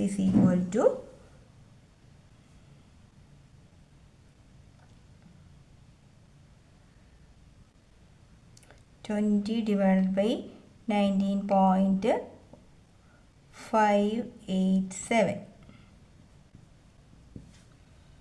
ഒരു മിനിറ്റ് പിള്ളേരെ, അത് ടീച്ചറെ 20 പോയിൻ്റ് എന്നല്ല എഴുതിയത്. ആൻസർ ഇത് മൾട്ടിപ്ലൈ ചെയ്യുമ്പോൾ കിട്ടുന്നത് 2.0587 x - x = 20 എന്നാണ്. ഇനി 2.0578 - x എന്ന് പറയുമ്പോൾ 1.0587 x = 20. then x = 20 / 1.0587. ഇത് നിങ്ങൾ പരീക്ഷയ്ക്ക് ഡിവൈഡ് ചെയ്യുമ്പോൾ നിങ്ങൾക്ക് വലിയ ബുദ്ധിമുട്ടായിരിക്കും ഇത്. അപ്പോൾ നമ്മൾ എന്ത് ചെയ്യണം? പോയിൻ്റ് കളയണം. അപ്പോൾ 1 2 3 4 പേരുണ്ട് പോയിൻറ്റിന് ശേഷം. അപ്പോൾ 4 ആളുള്ള 0 കൊണ്ട് മൾട്ടിപ്ലൈ ചെയ്താൽ മതി. അപ്പോൾ ഇതെന്താവും? ഇവിടെ 4 0 എക്സ്ട്രാ വരും. അതായത് 1 2 3 4 / 10587 എന്ന് വരും കേട്ടോ. അപ്പം 20,000 ഒറ്റ 10 100 1000 14 ലക്ഷം 2,05,587 കൊണ്ടാണ് ഡിവൈഡ് ചെയ്യേണ്ടത്. ഡിവൈഡ് ചെയ്യുമ്പോൾ നമുക്ക് കിട്ടുന്ന ആൻസർ 18.89 എക്സെട്ര കുറച്ച് നമ്പറോട് കിട്ടും. അപ്പം പോയിന്റിന് ശേഷം 5നേക്കാൾ വലിയ നമ്പറാണെങ്കിൽ നമ്മൾ എന്ത് ചെയ്താൽ നമുക്ക് റൗണ്ട് ചെയ്ത് 19 മീറ്ററിന് എഴുതാം. അപ്പം റിവറിൻ്റെ വീതി എന്ന് പറയുന്നത് എത്രയാണ്? 19 മീറ്ററാണ്. ഓക്കെ, ഇത് നമ്മൾ ഇക്വേഷൻ നമ്പർ 1 കൊടുത്തിരുന്നല്ലോ. ഇക്വേഷൻ നമ്പർ 1 എന്ന് പറയുന്നത് h ഈക്വൽ ടു മായ്ച്ച് കളഞ്ഞിരുന്നു. h ഈക്വൽ ടു 1.19x എന്ന് എഴുതിയിരുന്നല്ലോ. അവിടെ എക്സിന് നമുക്കിനി എന്ത് കൊടുക്കാം? h equal to 1.19 into 19 multiply ചെയ്യുമ്പം 1.19 ഇൻറ്റു 19 എന്ന് പറയുമ്പം 22.6 വരും. അപ്പം ഈ മരത്തിൻ്റെ ഉയരം 22.6ഉം നദിയുടെ വീതി 19 മീറ്റർ എന്ന് കിട്ടും. ഓക്കെ, ഇതാണ് ആൻസർ. ക്ലിയർ അല്ലേ? അടുത്തൊരു ചോദ്യം, which of the following is a point on y ആക്സിസാ. അപ്പോൾ നമ്മൾ ജസ്റ്റ് ഞാനൊന്ന് ചിത്രം വരച്ച് ജനറലായിട്ട് കുറച്ച് കാര്യം പറയാം. ഇത് എക്സ് ആക്സിസും ഇത് വൈ ആക്സിസും ആണല്ലോ. അപ്പോൾ ഞാൻ ഇവിടെ ഏതെങ്കിലും ഒരു പോയിൻ്റ് എടുത്തു. ഈ ഒരു പോയിന്റിൽ ഈ എക്സിൻ്റെ വാല്യൂ കൂടി വരിക, പക്ഷേ വൈ ഇച്ചിരിയെങ്കിലും പൊങ്ങിയോ ഇല്ല. അപ്പോൾ ഇവിടെ എക്സിൻ്റെ വാല്യൂ എന്ന് പറയുമ്പോൾ ഇത് ഒരു 1 2 3യുടെ പൊസിഷനിലാണെങ്കിൽ 30, അല്ലെങ്കിൽ ഇതാണെങ്കിൽ നമുക്കൊരു 50, ഇതാണെങ്കിൽ ഒരു 80. അങ്ങനെ എക്സിൻ്റെ വാല്യൂ കൂടി വരികയും വൈ എപ്പോഴും സ്റ്റഡി ആയിട്ട് 0യിൽ തന്നെ നിൽക്കും. അപ്പം which of the following is a point on y axis. അപ്പം ഇവിടെ എന്ത് വന്നാലും അതേതാ? എക്സ് ആക്സിസിലാണ്. ഇനി ഞാൻ ഇവിടെ ഒരു പോയിൻ്റ് എടുത്തെന്ന് വിചാരിക്കുക. ഇത് ഇവിടെ എന്താ? വൈ കൂടിക്കൊണ്ടിരിക്കുവാണേ. എക്സ് എപ്പോഴും എന്താ? സ്റ്റഡി ആയിട്ട് 0 നിൽക്കുക. 0 1 വരാം, ഇത് 0 2 വരാം, ഇത് 0 3 വരാം. അങ്ങനെ വൈ ആക്സിസിലാണ് ഒരു പോയിൻ്റ് ഇരിക്കുന്നത് എന്ന് മനസ്സിലാക്കിയാൽ അവിടെ എക്സ് എലമെൻ്റ് എന്തായിരിക്കും? എപ്പോഴും 0. അതുകൊണ്ട് തന്നെ ഈ രണ്ടാമത്തെ ഓപ്ഷനാണ് correct. Which of the following is a point on y axis എന്ന് ചോദിച്ചാൽ 0 - 3ഉം, which of the following is a point on x axis എന്ന് ചോദിച്ചാൽ -3 0യും ആയിരിക്കും. ഇതൊന്നും എന്തല്ല, ഇതൊന്നും ആക്സിസിലുള്ള പോയിൻ്റല്ല, അവരുടെ സ്ഥാനം ഇടയ്ക്കായിരിക്കും. 3 2 എന്ന് പറയുന്നത് 3 ഇവിടെയും വൈയുടെ 2 ഇവിടെയാണെങ്കിൽ ഇതാണ് 3 2 എന്ന് പറയുന്നത്. അത് ആക്സിസിലായിരിക്കില്ല. ഏതെങ്കിലും ഒരു എലമെൻറ്റ് 0 ആണെങ്കിൽ നിങ്ങൾ വിചാരിച്ചോണം അത് ആക്സിസിലുള്ള പോയിൻ്റ് ആണെന്ന്. The distance between the points. ഇത് ഡയറക്റ്റ് ക്വസ്റ്റ്യൻ ആട്ടോ. ഡയറക്റ്റ് ക്വസ്റ്റ്യനൊക്കെ ചിലപ്പോഴേ സാധ്യതയുള്ളൂ. നിങ്ങൾ എന്തെങ്കിലും ഞാൻ എളുപ്പത്തിന് വേണ്ടി പറഞ്ഞതേ ഉള്ളൂ. അപ്പോൾ ഡിസ്റ്റൻസ് അകലം കണ്ടുപിടിക്കാനുള്ള ഇക്വേഷൻ നമുക്കറിയാം. അകലം കണ്ടുപിടിക്കുന്ന equation √x2 - x1 square plus y2 - y1 square. സ്കൂളിൽ നിങ്ങൾ ചിലപ്പോൾ x1 - x2 എന്നാണ് പഠിച്ചെങ്കിലും കുഴപ്പമൊന്നുമില്ല. അത് തിരിഞ്ഞു പോയാലും പ്രശ്നമില്ല. കാരണം സ്ക്വയർ എടുക്കുമ്പോൾ എന്തായാലും വാല്യൂവിന് ചേഞ്ച് വന്നോളും കേട്ടോ. വാല്യൂവിന് ചേഞ്ച് വരില്ല. കാരണം നെഗറ്റീവ് ആയാലും പോസിറ്റീവ് ആയാലും സ്ക്വയർ എടുക്കുമ്പോൾ അത് ശരിയായിക്കോളും. അപ്പോൾ ഇവിടെ x1 y1 നിങ്ങൾക്ക് അറിയാമല്ലോ. ഇത് x1 y1 x2 y2. അപ്പോൾ x2 - x1 that is 5 - 3 whole square plus y2 -1 -5 square. 5 - 3 2 square -1. ഈ 2 മൈനസ് അടുത്ത് വന്നാൽ ഈ മൈനസ് മറിഞ്ഞ് ഇവിടെ വീഴുമെന്ന് വിചാരിച്ചോണം കേട്ടോ. എളുപ്പമുണ്ട് ഓർക്കാൻ. അപ്പോൾ -1 +5 ഒരു പ്ലസും മൈനസും വരുമ്പോൾ കുറച്ചിട്ട് വലിയ സംഖ്യയുടെ ചിഹ്നം ദാറ്റ് ഈസ് 4 സ്ക്വയർ. 2 സ്ക്വയർ എന്ന് വെച്ചാൽ 4 വരും. 4 സ്ക്വയർ 16. 16 4 20 വരും. 20ന് റൂട്ട് ഉണ്ടോ? ഇല്ല. അപ്പോൾ റൂട്ട് ഇല്ലാത്ത സംഖ്യയുടെ റൂട്ട് കണ്ടുപിടിക്കുന്നത് എങ്ങനെയാണെന്നറിയോ? 2 കൊണ്ട് കട്ട് ചെയ്തപ്പോൾ 10 വന്നു. വീണ്ടും 2 കൊണ്ട് കട്ട് ചെയ്തപ്പോൾ 5. 2 പേരുള്ള ആൾ എന്ത് ചെയ്യും? റൂട്ടിന് പുറത്ത് വരും. That is 2.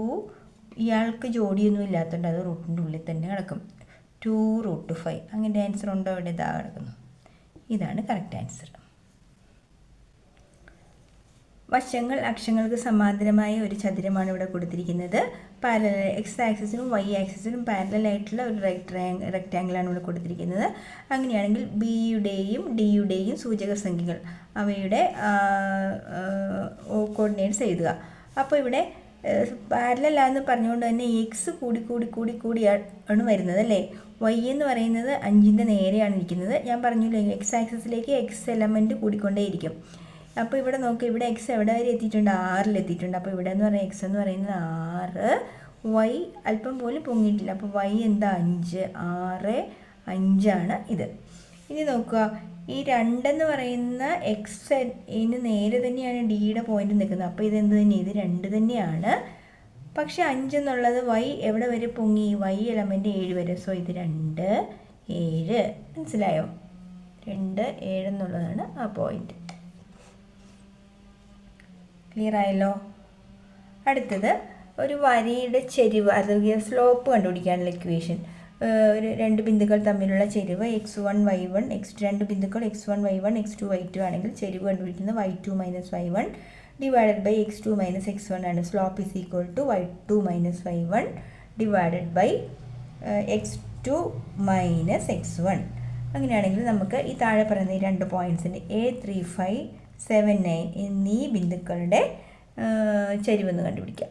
അപ്പം ചരിവ് അഥവാ സ്ലോപ്പ് കണ്ടുപിടിക്കുന്നത് സ്ലോപ്പ് ഈസ് ഈക്വൽ ടു, അല്ലെങ്കിൽ ചരിവെന്ന് പറയുന്നത് y2 മൈനസ് ഇത് x1 y1 ഇത് x2 y2 എന്ന് കൺസിഡർ ചെയ്താൽ y2 minus that is 9 - 5 divided by 7 - 3. 9ൽ നിന്ന് 5 കുറച്ചാൽ 4 ഡിവൈഡഡ് ബൈ 7 - 3 4. സോ ചെരിവെന്ന് പറയുന്നത് 1 ആയിരിക്കും. 4/4 1. അപ്പം നമ്മൾ നോക്കുക, ഇത് ഈ വരിയിലെ മറ്റ് 2 ബിന്ദുക്കളുടെ സൂചക സംഖ്യ. അപ്പോൾ 7, 9 ആണല്ലോ ഒരെണ്ണം. അപ്പം നമ്മൾ എപ്പോഴും ഒരേ എലമെൻറ്റ് ആഡ് ചെയ്ത് പോകുന്നതാണ് എപ്പോഴും എന്ത് നമുക്ക് സൂചക സംഖ്യയായിട്ട് വരുന്നത്. അപ്പോൾ 7 കൂടി 1 കൂട്ടി 8, 9 കൂടി 1 കൂട്ടി 10, 8, 10 ഒരു വരിയിലുള്ളതാണ്. 7 2 9, 9 2 11, 11 ആ വരയിലുള്ള ഒരു സൂചക സംഖ്യയാണ്. സൂചക സംഖ്യ നമുക്ക് അങ്ങനെ എഴുതി പോവാം. എന്ന് വെച്ചാൽ അവയെല്ലാം തമ്മിലുള്ള ചരിവ് എപ്പോഴും ഒരേ വരയിലാണെങ്കിൽ അവ തമ്മിലുള്ള ചരിവ് എങ്ങനെയായിരിക്കും? 1 തന്നെയായിരിക്കും. ഇത് നമുക്കിവിടെ ആൻസർ 1 എന്ന് കിട്ടിയെങ്കിൽ ഇവിടെ എന്ത് കിട്ടണം? ഇത് നോക്കി ഇതിൻ്റെ ചരിവോട് ജസ്റ്റ് ഒന്ന് കാണിച്ചേക്കാം. 11 - 8 11 - 10 y2 - y1 divided by x2 - x1 1/1 that is equal to 1 തന്നെ കിട്ടും. ആ വരയിലുള്ള ഏത് നമ്പർ എടുത്താലും ചരിവ് 1 തന്നെയായിരിക്കും. അടുത്ത തൊടുവരയാണ്. വൃത്തത്തിലെ ഒരു ബിന്ദുവിലൂടെയുള്ള തൊടുവര ആ ബിന്ദുവിലൂടെയുള്ള വ്യാസത്തിന് ലംബമാണ്. ഇതാണ് തൊടുവര. ഈ ഡാർക്കൺ ലൈൻ വ്യാസം മീൻസ് വ്യാസത്തിൻ്റെ പകുതിയാണല്ലോ ആരം. ഈ ആരവും ഈ ടാൻജൻറ്റും തൊടുവരയും തമ്മിൽ കൂട്ടിമുട്ടുന്ന പോയിന്റ് ലംബമാണ് മീൻസ് 90 ഡിഗ്രി ആയിട്ടായിരിക്കും അത് കട്ട് ചെയ്ത് കിടന്നത്. അപ്പം ടാൻജൻറ്റും റേഡിയസും തമ്മിലുള്ള പോയിന്റ് ഓഫ് കോണ്ടാക്റ്റ് ഉണ്ടാകുന്ന ആംഗിൾ 90 ഡിഗ്രി ആണെങ്കിൽ ഇതൊരു ടാൻജൻ്റ് ആയിരിക്കും. അപ്പോൾ ഈ ടാൻജൻറ്റ് വരയ്ക്കുന്നത് ഞാൻ ചിത്രങ്ങളെല്ലാം ഒറ്റ വീഡിയോ ആയിട്ട് ഇട്ടിട്ടുണ്ട് കേട്ടോ. നിങ്ങൾക്ക് സൗകര്യത്തിന് അത് നോക്കാവുന്നതേ ഉള്ളൂ കേട്ടോ. ഈസി ആയിട്ട് നമുക്ക് വരയ്ക്കാവുന്നൊരു ക്വസ്റ്റ്യനാണ്. അടുത്തൊരു ക്വസ്റ്റ്യൻ, ത്രികോണം ABC-യുടെ വശങ്ങളെ തൊടുന്ന വൃത്തത്തിൻ്റെ കേന്ദ്രമാണ് O എന്ന് പറയുന്നത് സർക്കിളിൻ്റെ സെൻറ്ററാണ്. ഈ ത്രികോണത്തിൻ്റെ 3 സൈഡ്സും സർക്കിളെ ടച്ച് ചെയ്താണ് കടന്നു പോയിരിക്കുന്നത്. ആംഗിൾ C എന്ന് പറയുന്നത് ഇത് 40 ഡിഗ്രി ആണ് എങ്കിൽ വാട്ട് ഈസ് ആംഗിൾ POQ? നമ്മുടെ കോൺസെപ്റ്റ് പ്രകാരം ഈ 2 ആംഗിളുകൾ തമ്മിൽ കൂട്ടിയാൽ നമുക്ക് എത്ര കിട്ടും? 180 ആണെങ്കിൽ ഇത് 140 ആയിരിക്കും. POQ എന്ന് പറയുന്നത് 140 ഡിഗ്രിയാണ്.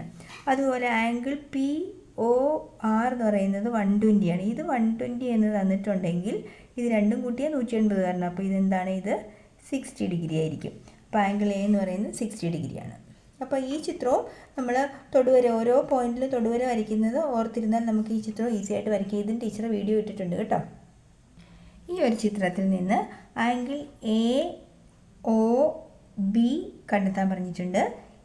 APB പറഞ്ഞിട്ടുണ്ട്. ആംഗിൾ ABP ഈ ആംഗിളും കണ്ടെത്താൻ പറഞ്ഞിട്ടുണ്ട്. അപ്പോൾ ഇതെല്ലാം ഒന്ന് കണ്ടുപിടിച്ച് നോക്കാം.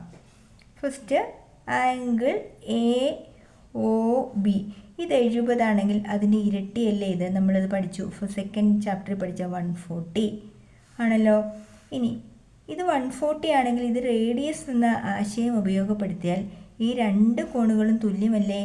ഒരു ത്രികോണത്തിന് 3 കോണുകൾ കൂട്ടിയാൽ 180 ആണ്. ഈ 2 കോണുകൾ തുല്യമാവുകയും ചെയ്താൽ ഇത് 20 എന്ന് വന്നാലല്ലേ 180 കിട്ടുള്ളൂ. അപ്പോൾ ഇത് 20 ആണ്. ഇനി നമ്മളിപ്പോൾ പഠിച്ച തൊടുവരയും റേഡിയസും തമ്മിലുള്ള ബന്ധം എന്താ? ഈ കോണ് ലംബമായിരിക്കും അഥവാ പെർപെൻഡിക്കുലർ ആണെന്ന് പറഞ്ഞുകൊണ്ട് 90-ൽ 20 ഇവിടെ വന്നാൽ പിന്നെ ബാക്കി ഇവിടെ എത്രയേ ഉള്ളൂ? 70 അപ്പോൾ അത് തന്നെയായിരിക്കും ഇവിടെയും കേട്ടോ. അപ്പം ആംഗിൾ എ ബി പി നമുക്ക് 70 കിട്ടി. ആംഗിൾ എ ഒ ബി 140 കിട്ടി. ഇനി ആംഗിൾ എ പി ബി വേണം. ഇത് 140 ആണെങ്കിൽ ഇത് എത്ര? ഇത് 40 നമുക്കറിയാം. കണ്ടോ, ഒരൊറ്റ ചോദ്യത്തിൽ നിന്ന് തന്നെ എല്ലാ ആശയങ്ങളും നിങ്ങൾക്ക് കിട്ടിയില്ലേ? ഓക്കെ, ഇവിടെയും ഒരു അടിസ്ഥാന ആശയമുണ്ട്. P A into P B equal to P C square. ടാൻജൻറ്റുമായിട്ട് ബന്ധപ്പെട്ട സർക്കിളിനകത്ത് പറഞ്ഞ പോലെ തന്നെ ഒരു ഇക്വേഷനാണിത്. P A into P B equal to P C square. ഇത് കാണാതെ പഠിച്ചോണം. ഈ ആശയം ഉപയോഗിച്ചുള്ള ചോദ്യങ്ങൾ വരാൻ സാധ്യതയുണ്ട്. അതേപോലത്തെ ഒരു ചോദ്യം ഇപ്പോൾ ചെയ്ത് കാണിക്കാം. അതേപോലെ ഒരു ചോദ്യമാണിത്. പി ബി എന്ന് പറഞ്ഞാൽ ഇതിൻ്റെ പി മുതൽ ബി വരെയുള്ള നീളം 9 എന്ന് കൊടുത്തിട്ടുണ്ട്. Then P C equal to 6 എന്ന് കൊടുത്തിട്ടുണ്ട്. പി എ കണ്ടുപിടിക്കണം. അപ്പോൾ തന്നെ നമ്മൾ ഇക്വേഷൻ ഫസ്റ്റ് ഓഫ് ഓൾ എഴുതുക. എന്താണ്? P A into P B equal to P C square. അപ്പോൾ പി എ നമുക്ക് അറിഞ്ഞുകൂടല്ലോ. അപ്പോൾ എന്ത് ചെയ്യുക? പി എ അങ്ങനെ തന്നെ എഴുതുക. ഇൻറ്റു പി ബിയുടെ നീളം അവർ തന്നിട്ടുണ്ട്. എത്രയാണ്? 9 ഈക്വൽ ടു പി സി എത്രയാണ്? 6. So 6 square. So P A into 9 equal to 36. 9 ഗുണം എന്ത് ചെയ്താലാണ് നമുക്ക് 36 കിട്ടുക? 9 4 അല്ലേ 36. സോ ഇവിടെ 4 വരും. 4 ഇൻറ്റു 9 ആണ് 36. അപ്പോൾ നമുക്ക് കിട്ടി പി എയുടെ വാല്യൂ. പി എ എന്ന് പറയുന്നത് 4. ക്ലിയർ അല്ലേ? ഇവിടെ ഒരു ചിത്രം കാണിച്ചിട്ടുണ്ട്. സമചതുരാകൃതിയിലുള്ള ഒരു പേപ്പറിൽ നിന്നും ഈ ചിത്രത്തിൽ കാണിച്ചിരിക്കുന്ന ഒരു സമചതുര സ്തൂപിക, അതായത് സ്ക്വയർ പിരമിഡ് ഞാൻ കട്ട് ചെയ്തെടുത്തു. അപ്പോൾ പാദവക്ക് എന്ന് പറയുന്നത് 10 സെൻറ്റിമീറ്ററാണ്. ഇത് 10 സെൻറ്റിമീറ്ററാണ് കേട്ടോ. ഇതെല്ലാം 10 സെൻറ്റിമീറ്റർ വീതമാണ്. പിന്നെ എന്ത് പറഞ്ഞിട്ടുണ്ട്? ഇതിൻ്റെ പാർശ്വവക്ക് 13, അതായത് ഈ അരിക് എന്ന് പറയുന്നത് എത്രയാണ്? 13 സെൻറ്റിമീറ്റർ വീതം ആണെന്ന് തന്നിട്ടുണ്ട്. അങ്ങനെയാണെങ്കിൽ ചോദ്യം ഏതെല്ലാം 13 ചോദ്യം നമ്പർ 1 എന്താണെന്ന് ചോദിച്ചാൽ എന്താണ് ഇതിൻ്റെ ചരിവുയരം? ചരിവുയരം എന്ന് വെച്ചാൽ എല്ല് കണ്ടുപിടിക്കണം. സ്ലാൻഡ് ഹൈറ്റ് എത്ര എന്നാണ് ചോദ്യം. പിന്നെ നമ്മളടുത്ത് ചോദിച്ചിരിക്കുന്നത് ഇതിൻ്റെ പരപ്പളവ് കണ്ടെത്തണം. പരപ്പളവ് അതായത് ടോട്ടൽ സർഫസ് ഏരിയ TSA കണ്ടുപിടിക്കണം. അപ്പോൾ ഈ ചിത്രത്തിനെ ഞാൻ ഒന്നുകൂടി നിങ്ങൾക്കായിട്ടൊന്ന് വരച്ച് കാണിക്കാം. ഇതാണ് ആ ചിത്രം. ആ ചിത്രത്തിനെ നമ്മളിങ്ങനെ ഇതിനെ ഇങ്ങോട്ട് ചേർത്ത് ഇതിനെ ഇങ്ങോട്ട് ചേർത്ത് എന്തായി? സ്തൂപികയാക്കി, അതായത് സ്ക്വയർ പിരമിഡാക്കി. സ്ക്വയർ പിരമിഡ് ആക്കുമ്പോൾ അതിൻ്റെ ഷേപ്പ് ഇതാ ഇങ്ങനെ വന്നു. ഓക്കെ, മുകളിൽ നിന്ന് നോക്കുന്ന പോലത്തെ രൂപമാണേ. ഇതിൻ്റെ അകത്തുകൂടി വരും എന്ത്? ഇത് ബേസ് ഞാൻ അതിൻ്റെ ഉള്ളിൽ കൂടി വരച്ചേക്കാം. മനസ്സിലായോ? ഇങ്ങനെയാവും. അപ്പോൾ ഈ ചോട് ഭാഗം ഇതാണ് ആ സ്ക്വയർ ആയിട്ടുള്ള ഭാഗം. താഴത്തെ ഈ ഭാഗമാണ് ഈ താഴെ കാണുന്ന ഈ ചുവപ്പ് ഷെയ്ഡുള്ള ഭാഗം കേട്ടോ. അപ്പോൾ ഇതിൻ്റെ വശങ്ങൾ നമുക്കറിയാം. എത്രയാണ് വശം എന്ന് പറയുന്നത്? 10 ആണെന്ന് പറഞ്ഞിട്ടുണ്ടായിരുന്നു അല്ലേ? ഇത് 10, ഇതെല്ലാം 10 ആണ്. ഇനി ആ വക്കുകൾ എന്ന് പറയുന്നത് ഇങ്ങനെ കളർ അടിച്ചാൽ ചിലപ്പോൾ നിങ്ങൾക്ക് കിട്ടാൻ സാധ്യത കുറവാണ്. ഞാൻ ഓർക്കാതെ കയറി കളർ അടിച്ച് ഒന്നുകൂടി വരയ്ക്കാം. കുറച്ച് വലുതാക്കി വരച്ചേക്കാം കേട്ടോ.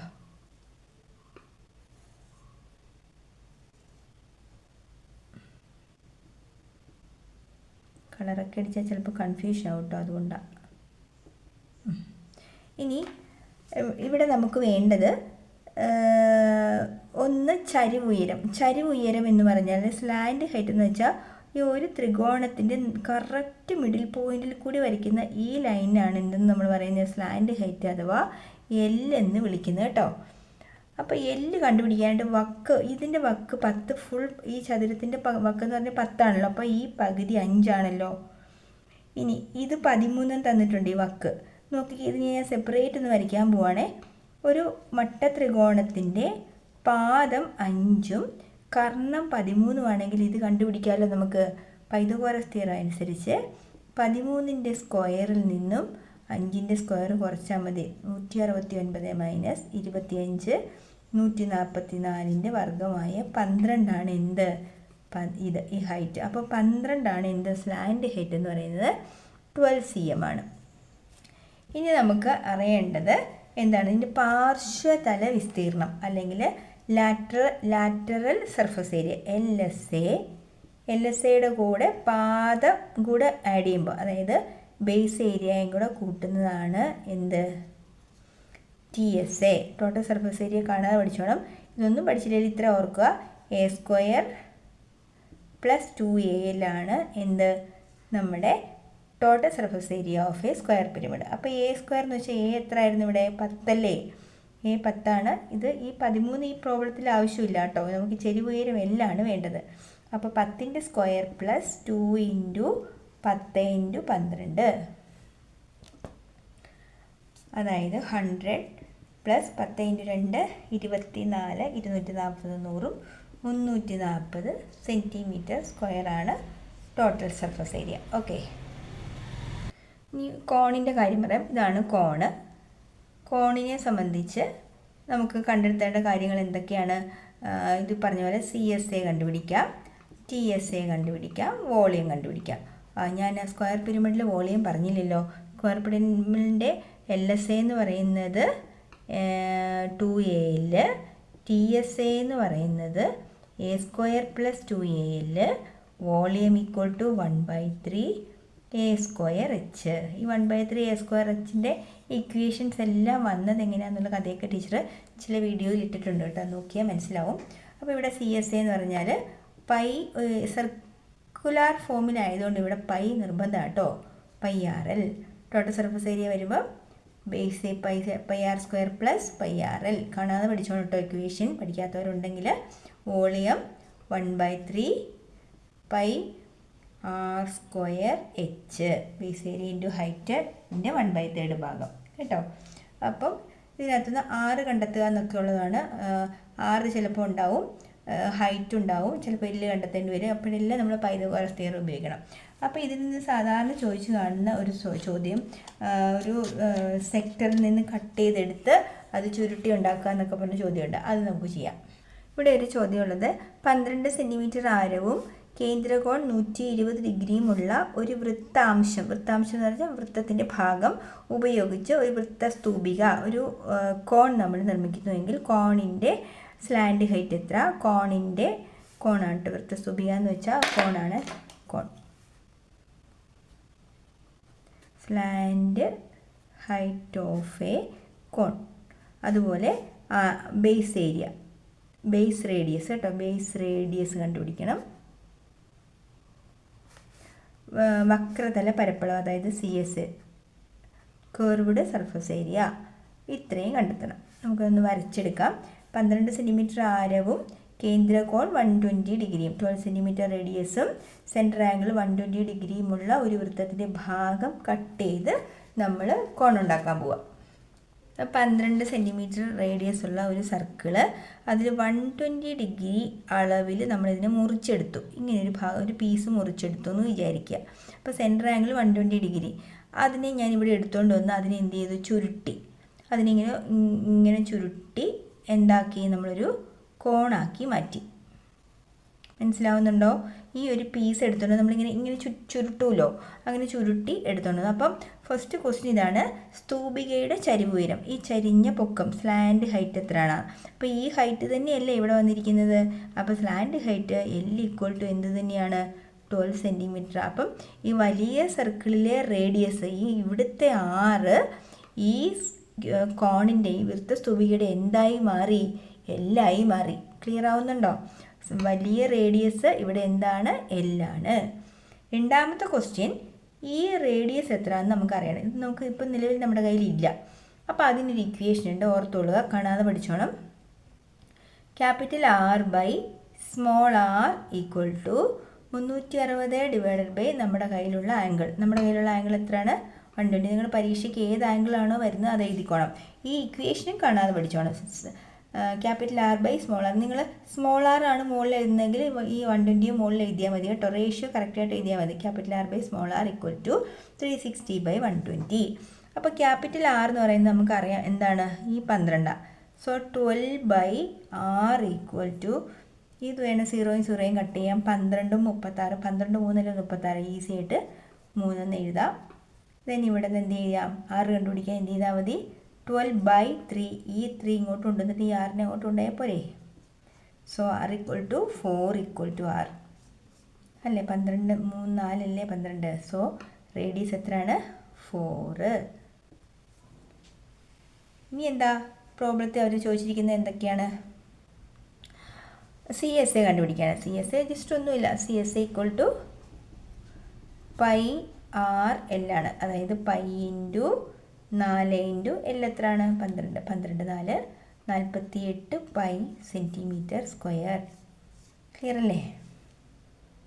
അടുത്തത് ഗോളമാണ്, സ്ഫിയറാണ്. സ്ഫിയറിനെ സംബന്ധിച്ച് നമുക്കുള്ളത് ഉപരിതല വിസ്തീർണം, അതായത് TSA എന്ന് പറയുന്നത് 4πr² ആണ്. ഹെമിസ്ഫിയർ ആകുമ്പോൾ CSA എന്ന് പറയുന്നത് 2πr² വരും.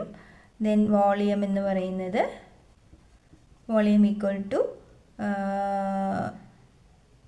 4/3 πr³. ക്ലിയർ അല്ലേ. സോറി, ഇത് ഹെമിസ്ഫിയറിൻ്റെ പറയാൻ വന്നാണ്, മാറിപ്പോയി. അപ്പോൾ സ്ഫിയറിൻ്റെത് total surface area 4πr², volume 4/3 πr³. ഇനി ഹെമിസ്ഫിയർ ആണെന്ന് വിചാരിക്കുക, നേർപകുതി. പകുതി ആകുമ്പോൾ നമ്മൾ എന്ത് ചെയ്താൽ TSA എന്ന് പറയുന്നത് ഇതിൻ്റെ പകുതി 2πr², വോളിയം എന്ന് പറയുന്നത് ഇതിൻ്റെ പകുതിയായ 2/3 πr³ ആണ് കേട്ടോ. അതിൻ്റെ പ്രോബ്ലം ചെയ്യുന്നില്ല, അടുത്ത ചാപ്റ്ററിലേക്ക് പോവുകയാണ്. ഇക്വേഷൻ പഠിച്ചോണം കേട്ടോ. ഒരു പോളിനോമിയൽ P(x) = x² + 7x + 2 എന്നാണെങ്കിൽ ഫൈൻഡ് P(1). P(1) എത്രയാണെന്ന് ചോദിച്ചാൽ നമ്മൾ എന്ത് ചെയ്യണം, എക്സിൻ്റെ പൊസിഷനിൽ 1 ഇട്ട് കൊടുത്താൽ മതി. 1² + 7 × 1 + 2. 1ൻ്റെ സ്ക്വയർ 1 + 7 × 1 7 + 2. 7 2 9 10. P(1) എന്ന് പറഞ്ഞാൽ എന്താണ്, 10 ആണ്. അപ്പോൾ ഇവിടെ ഒരു കാര്യം നിങ്ങൾ ശ്രദ്ധിച്ചോളുക, നമുക്ക് ആ വാല്യൂ കൊടുക്കുമ്പോൾ ഇവിടെ 0 കിട്ടിയെന്ന് വിചാരിക്കുക. സപ്പോസ് 0 കിട്ടിയെങ്കിൽ ഈ 1 ഈസ് എ ഫാക്ടർ ഓഫ് ഇതെന്ന് പറയാം. x² + 7x + 2ൻ്റെ ഫാക്ടറാണ് 1 എന്ന് നമുക്ക് പറയാം. പക്ഷേ ഇപ്പോൾ ഇതെന്തല്ല, ഫാക്ടർ അല്ല. അപ്പോൾ ഫാക്ടർ ആകണമെങ്കിൽ = 0 എന്ന് കിട്ടണം. 2x² + kx + 3. P(3) കണക്കാക്കുക. അപ്പോൾ നമ്മൾ എന്ത് ചെയ്യുക, P(3) = 2 × 3² + k × 3 + 3. That is equal to 9 2s are 18 + 3 × k 3k + 3. അതായത് 21 + 3k. ഇതാണ് P(3) നമുക്ക് കണ്ടപ്പോൾ കിട്ടിയ വാല്യൂ. എന്തുകൊണ്ട് ഇതിങ്ങനെ തന്നെ നിന്നത്, കെയ്ക്ക് വാല്യൂ ഇല്ലാത്തതുകൊണ്ടാണ് കേട്ടോ.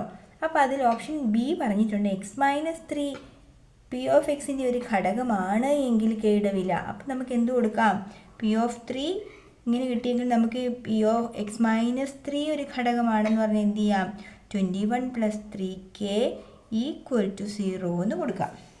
ക്ലിയർ അല്ലേ. അപ്പോൾ ഇതിനകത്തുനിന്ന് 3k = -21, k = -21/3, അതായത് 7 എന്ന് വരും. കെയുടെ വാല്യൂ എത്രയാണ്, 7. അപ്പം x - 3 ഒരു ഫാക്ടർ ആണെന്ന് പറഞ്ഞ് ക്വസ്റ്റ്യന് വന്നാൽ ഒന്നര ഇതേ = എന്തെന്ന് എഴുതണം, നിങ്ങൾ 0 എന്ന് എഴുതണം. ഇതാണ് ഇമ്പോർട്ടൻറ്റ് പോയിന്റ് കേട്ടോ. ഈ ചോദ്യം എനിക്ക് വരുമെന്ന് എൻ്റെ മനസ്സ് പറയുന്നു കേട്ടോ പിള്ളേരെ. P(3) = 0 എന്നും P(-2) = 0 എന്നും തന്നിട്ടുണ്ട്. റൈറ്റ് ദ പോളിനോമിയൽ ക്രിയേറ്റ് ചെയ്യാനാണ്. അപ്പോൾ P(3) = 0 എന്ന് വെച്ചാൽ x - 3 = 0 അല്ലേ. അതേപോലെ P(-2) = 0 മീൻസ് x + 2 = 0. എന്ത് ചെയ്യുക, രണ്ടിൻ്റെയും കൂടെ പ്രോഡക്റ്റ് എടുക്കുന്നു. So the x - 3 × x + 2. Product എടുക്കുമ്പോൾ നമുക്ക് എന്തായി, second degree ഇക്വേഷനായി. x × x, x², x × 2, 2x, -3 × x, -3x, -3 × 2, -6 = 0. So x² - x - x = 0. ഇതാണ് ആ പോളിനോമിയൽ. അടുത്തൊരു ചോദ്യം, ടീച്ചർ മടുത്തു കേട്ടോ. x² + 3x - 40 എന്ന പോളിനോമിയലിനെ 2 ഫസ്റ്റ് ഡിഗ്രി പോളിനോമിയലിൻ്റെ പ്രോഡക്റ്റായിട്ട് എഴുതുക, അല്ലെങ്കിൽ 2 ഒന്നാകൃതി ബഹുപദങ്ങളുടെ ഗുണനഫലമായി എഴുതുക എന്ന് ചോദിച്ചാൽ ഒന്നുകൊണ്ട് പേടിക്കേണ്ട. നിങ്ങൾ സെക്കൻഡ് ഡിഗ്രി ഇക്വേഷനകത്ത് പഠിച്ചില്ലേ -b പ്ലസ് ഓർ മൈനസ്, അത് വെച്ചിട്ട് നമുക്ക് 2 സൊല്യൂഷൻസ് ലാസ്റ്റ് കിട്ടുമല്ലോ. അതിനെ മൈനസ് ആണെങ്കിൽ എക്സ് പ്ലസ് എന്ന് കൂട്ടിയും പ്ലസ് ആണെങ്കിൽ എക്സ് മൈനസ് എന്ന് കൂട്ടി എഴുതിയാൽ മതിയോ. ഇവിടെ നിന്ന് കാണിച്ചു തരാം. -b plus or minus √(b² minus 4 × a × -c by 2 × a. a means 1 ആണ്. That is -3 plus or minus minus into minus plus വരും. 4 4s are 16 169 by 2 വരും. So -3 plus or minus 13/2. എവിടെ നിന്ന് നമ്മൾ 2 ആക്കണം ഇക്വേഷനെ. -3 മൈനസ് 13/2ഉം -3 പ്ലസ് 13/2ഉം. അപ്പം -16/2ഉം 13 - 3 10/2 വരും. ഇത് -8, ഇത് 5 എന്ന് വരും. സോ മൈനസ് വന്നാൽ X these are the solution. ഇതിന് ഫസ്റ്റ് ഡിഗ്രി പോളിനോമിയലാക്കി ഇതാണ് സൊല്യൂഷൻ. -8 5. ഫസ്റ്റ് ഡിഗ്രി പോളിനോമിയലിൻ്റെ ഗുണനഫലമായി എഴുതുക എന്ന് പറഞ്ഞാൽ X plus 8 into X minus 5 എന്ന് എഴുതിയാൽ മതിയോ കേട്ടോ. നമ്മൾ സെക്കൻഡ് ചാപ്റ്ററിൽ പഠിച്ചത് അതേ ഐഡിയ തന്നെയാണ് കേട്ടോ. ഇത് ക്ലാസ് ഇൻ്റർവെൽ ഇല്ലാത്ത പ്രോബ്ലമാണ്. ഇതിപ്പോൾ കുറച്ചുകൂടി എളുപ്പമാണ് കേട്ടോ. മധ്യമം അഥവാ മീഡിയം കണ്ടുപിടിക്കാൻ നേരം മീൻ നിങ്ങൾക്കറിയാമല്ലോ. ഒരു ക്വസ്റ്റിൻ്റെ മീനാണ് ചോദിക്കുന്നതെങ്കിൽ ഇത് ഞാനൊന്ന് മറച്ചു വെച്ചു. ഒരു ക്വസ്റ്റിൻ്റെ മീനാണ് ചോദിക്കുന്നതെങ്കിൽ എന്ത് ചെയ്താൽ ഇത് ഫുള്ളായിട്ട് നമ്മൾ ആഡ് ചെയ്തിട്ട് എണ്ണം കൊണ്ട് ഡിവൈഡ് ചെയ്യുന്നതാണ് മീൻ അഥവാ മാധ്യം എന്ന് പറയുന്നത്. ഇനി മധ്യമം അഥവാ മീഡിയൻ എന്ന് പറഞ്ഞാൽ എന്താ ചെയ്യേണ്ടത്? ഇവിടെ ക്ലാസ് ഇൻ്റർവെൽ ഇല്ല. സാധാരണ 40 കിലോഗ്രാം ഭാരമുള്ള 5 കുട്ടികൾ, 44 കിലോഗ്രാമുള്ള 6 കുട്ടികൾ, 48 കിലോഗ്രാമുള്ള 9 കുട്ടികൾ. അങ്ങനെ മധ്യമം അഥവാ മീഡിയൻ എന്ന് പറഞ്ഞാൽ ഇവരെ നമ്മൾ ഈ 40 കിലോഗ്രാം ഉള്ളവരെ ഇങ്ങനെ നിരത്തി നിർത്തുക എന്ന് വിചാരിക്കുക, 5 പേര്. അതിനുശേഷം 44 കിലോഗ്രാമുള്ള അടുത്ത 6 പേര്. അങ്ങനെ നമ്മൾ നിരത്തി അവരെ ഇങ്ങനെ ഒരു ഗ്രൗണ്ടിൽ ഇങ്ങനെ നിരത്തി നിർത്തുക എന്ന് വിചാരിക്കുക. അങ്ങനെ വരുമ്പം ഏറ്റവും മിഡിലിൽ വരുന്ന ആളുടെ ഭാരമാണ് മീഡിയൻ വെയ്റ്റ്, മാധ്യമ ഭാരം എന്ന് പറയുന്നത്. ക്ലിയർ ആയോ? അപ്പം നമുക്ക് എങ്ങനെയാണ് അങ്ങനെ കണ്ടെത്താൻ പറ്റുക എന്ന് ചോദിക്കുന്നതിന് നമ്മൾ ഫസ്റ്റ് ഓഫ് ഓൾ ഇതിൻ്റെ ക്യുമുലേറ്റീവ് ഫ്രീക്വൻസി എഴുതണം. കുട്ടികളുടെ എണ്ണം കൂട്ടി എഴുതേണ്ടതുണ്ട്. അത് ഞാൻ ഈ ടെക്സ്റ്റ് ബുക്കിൽ തന്നെ കാണിച്ചു തരാം. ഇവിടെ കാണിച്ചിട്ടുണ്ട്. കുട്ടികളുടെ എണ്ണം 40 കിലോഗ്രാം ഭാരമുള്ള 5 കുട്ടികൾ. അപ്പോൾ നമ്മൾ അതിനെ ഇങ്ങനെ രണ്ടാമതൊരു കോളം കൂടി നിങ്ങൾ എഴുതണം. 40 വരെ ഭാരമുള്ള 5 കുട്ടികൾ, 44 വരെ ഭാരമുള്ള 6 5 11 ഇവിടെ കൂട്ടി എഴുതണം. ദെൻ 48 വരെ ഭാരമുള്ളത് 11ൻ്റെ കൂടെ 9 കൂട്ടി 20. ദെൻ 52 വരെ ഭാരമുള്ളത് 32 പേര്, 32 8 40. അങ്ങനെ കൂട്ടി നമ്മൾ എഴുതുക. അപ്പോൾ ടോട്ടൽ ആകെ അവിടെ എത്ര കുട്ടികളുണ്ടായിരുന്നു? 49 കുട്ടികൾ. അപ്പോൾ നമുക്ക് ചെയ്തത് തെറ്റിയില്ല എന്ന് മനസ്സിലാവുന്നത് എങ്ങനെയാണെന്നറിയാം. ഇവിടെ ആകെ കുട്ടികളുടെ എണ്ണത്തിന് ടോട്ടലായിരിക്കണം ഈ ലാസ്റ്റ് വരുന്നത്. അപ്പം മൊത്തം 49 കുട്ടികളാണ് അവിടെ ഉള്ളത്. അപ്പോൾ നമ്മൾ ഓഡ് നമ്പർ വന്ന സ്ഥിതിക്ക് നമ്മൾ എന്ത് ചെയ്യണമെന്നറിയോ? ആ ഓഡ് നമ്പർ +1 49ൻ്റെ കൂടെ 1 കൂടെ കൂട്ടിയിട്ട് /2 ചെയ്യുക. അതായത് 50/2. അതായത് 25ാമത്തെ ആളാണ് ഏറ്റവും നടുക്ക് വരുന്നത്. അപ്പോൾ 25ാമൻ വരാൻ സാധ്യതയുള്ളത് ഏതിനകത്താണ്? അതായത് ഇതിനകത്താണ്. അപ്പം മാധ്യമ ഭാരം എന്ന് പറയുന്നത് 25ാമത്തെ കുട്ടിയുടെ ഭാരം എത്രയായിരിക്കും? 52 വെയിറ്റ് വരുന്നത്. അപ്പോൾ 25ാമത്തെ കുട്ടിയുടെ ഭാരമാണ് മധ്യമഭാരം. മധ്യമം എന്ന് വെച്ചാൽ ഇംഗ്ലീഷ് മീഡിയം കുട്ടികൾ ശ്രദ്ധിച്ചോ, മീഡിയൻ എന്നാണ് കേട്ടോ. മീഡിയൻ 21ാമത്തെ കുട്ടി മുതൽ 32ാമത്തെ കുട്ടി വരെ ഉള്ളവരുടെ ഭാരം എടുത്ത് നോക്കുമ്പോൾ 25ാമത്തെ കുട്ടിയുടെ ഭാരം എന്ത് തന്നെ വരും? 52 കിലോഗ്രാം തന്നെയാണ് വരുന്നത്. ഇനി ക്ലാസ് ഇൻ്റർവെല്ലിൽ വരുന്ന ചോദ്യം, ഇവിടെ ക്ലാസ് ഇൻ്റർവെൽ ഇല്ല. ക്ലാസ് ഇൻ്റർവെൽ എന്ന് വെച്ചാൽ 40 to 45, 45 to 50 അങ്ങനെ ക്ലാസ് ഇൻ്റർവെൽ വരുന്ന ചോദ്യം കൂടി ഒരെണ്ണം പറഞ്ഞുതരാം. ഇംഗ്ലീഷ് മീഡിയം കുട്ടികൾ ഇത് മലയാളത്തിലാണല്ലോ എന്നൊന്നും ചിന്തിക്കേണ്ട, ഞാനത് എക്സ്പ്ലെയിൻ ചെയ്തേക്കാം. 45 ആൾക്കാരുടെ ഡെയിലി വേജ് ആണ് കൊടുത്തിരിക്കുന്നത്. അതിൽ 400 മുതൽ 500 വരെ ഡെയിലി വേജ് ഉള്ളവരാണ് 8 പേര്, 500 to 600 ഉള്ളത് 11 പേര്, 600 to 700 ഉള്ളത് 10 പേര്. അങ്ങനെ എല്ലാവരുടെയും കൊടുത്തിട്ടുണ്ട്. ടോട്ടൽ 45 ജോലിക്കാർ ആ സ്ഥാപനത്തിലുണ്ട്. ഈ ആളുകളെ നമ്മൾ ക്രമമായിട്ട് അടുക്കി നിർത്തിയാൽ ഏതാൾക്കായിരിക്കും എത്രാമത്തെ ആളുടെ വേജാണ് മാധ്യമ ഏജ്, അത് ആരുടെ കൂലിയാണ് നമ്മൾ മധ്യമമായിട്ട് എടുക്കേണ്ടത് അല്ലെങ്കിൽ മീഡിയനായിട്ട് എടുക്കേണ്ടത്. അങ്ങനെയാണെങ്കിൽ 20ാമത്തെ ആളുടെ എത്രയാണെന്ന് ചോദിച്ചിട്ടുണ്ട്. പിന്നെ മീഡിയൻ വേജും കണ്ടുപിടിക്കാം. 3 ക്വസ്റ്റ്യനാണ് കേട്ടോ. നമുക്കൊന്ന് ചെയ്യാം. 500 വരെ ശമ്പളം വാങ്ങുന്ന 8 പേര് അവിടെ ഉണ്ട്. 500നും 600നും ഇടയിൽ ശമ്പളം വാങ്ങുന്ന 11 പേരുണ്ട്. അപ്പം നമ്മൾ 600 വരെ എന്ന് പറയുമ്പം ഈ 500 രൂപക്കാരനും 600 താഴെ വരെ ശമ്പളം വാങ്ങിക്കുന്നവരാണല്ലോ. അപ്പോൾ 11ൻ്റെ കൂടെ 8 കൂടെ കൂട്ടി 19 പേരാണ് 600 രൂപ വരെ ശമ്പളം മേടിക്കുന്ന ആകെ ആൾക്കാർ. അപ്പം അടുത്തത് 700 വരെ ശമ്പളം മേടിക്കുന്നത്. നിങ്ങൾ ബിലോ 500, ബിലോ 600, ബിലോ 700 എന്ന് പറഞ്ഞ് എഴുതണം കേട്ടോ, ഇംഗ്ലീഷ് മീഡിയം കുട്ടികൾ. അപ്പം 19ൻ്റെ കൂടെ നമ്മൾ അടുത്തത് 10ആണ്. 19ഉം 10ഉം 29. 800 വരെ ശമ്പളം വാങ്ങുന്നവർ 29 7ഉം 36 വരും. 900 വരെ ശമ്പളം വാങ്ങുന്നവർ 36ഉം 9ഉം 45. അപ്പോൾ ടോട്ടൽ അവിടെ ആകെ 45 ജോലിക്കാരായിരുന്നു ഉണ്ടായിരുന്നത്. അപ്പോൾ നമ്മൾ എന്ത് ചെയ്യണം, മിഡിൽ 45 പേരുണ്ടെങ്കിൽ മിഡിലിൽ ആളെ കണ്ടുപിടിക്കാനുള്ള മാർഗ്ഗം എന്താണ്?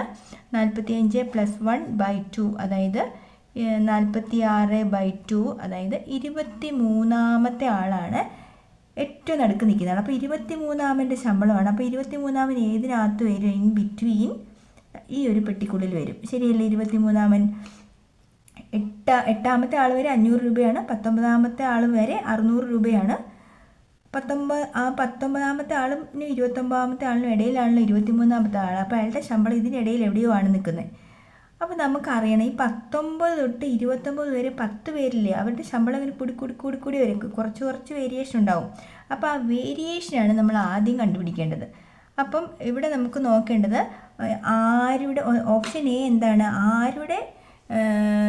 ഏതാളുടെ ശമ്പളമാണ് നമ്മൾ മീഡിയനായിട്ട് കണക്കാക്കേണ്ടത്. അപ്പം നമ്മൾ 23ാമൻ്റെ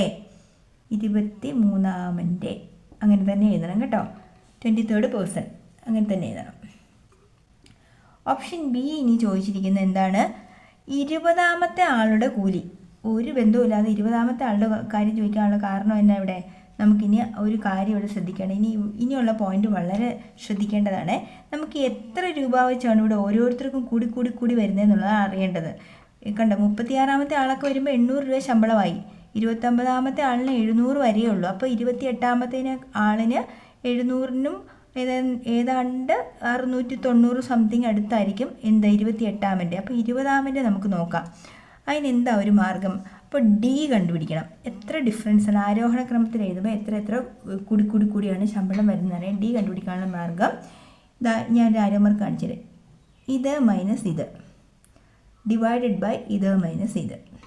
ഓർത്തോണം, ദിവസക്കൂലിയുടെ ഡിഫറൻസ് എടുക്കുക. അതായത് 700 - 600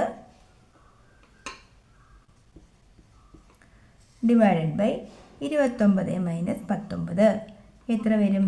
100 ഭാഗം കാണത്തില്ലല്ലേ, ഇവിടെ എഴുതാം. 100 ഭാഗം 10, അതായത് 10 രൂപ ഡിഫറൻസ് വരും. മനസ്സിലായോ? 19ാമൻ വാങ്ങിക്കുന്ന ശമ്പളം, 19ാമത്തെ ആളുടെ ശമ്പളം 600 വരെ എന്നിവിടെ ക്വസ്റ്റ്യനിൽ പറഞ്ഞിട്ടുണ്ട്. പിന്നെ ഓരോരുത്തർക്കും 10 രൂപ ഡിഫറൻസ് ആണെന്ന് പറഞ്ഞാൽ 20ാമൻ്റെ ശമ്പളം എത്രയാ? 600നും 610നും ഇടയിൽ ആളുടെ ശമ്പളം 600 × 610. 21ാമൻ്റെ ശമ്പളം 610 × 620. 22ാമൻ്റെ ശമ്പളം 620 × 630. 23ാമൻ്റെ ശമ്പളം 630 × 640. മനസ്സിലായോ? എക്സാക്റ്റ് ആയിട്ട് അയാളുടെ കറക്റ്റ് ശമ്പളം നമുക്കറിയണമെന്ന് വിചാരിക്കുക. അതാണ് യഥാർത്ഥത്തിൽ മീഡിയൻ വേജ്. മീഡിയൻ വേജ് അല്ലെങ്കിൽ മധ്യമ വരുമാനം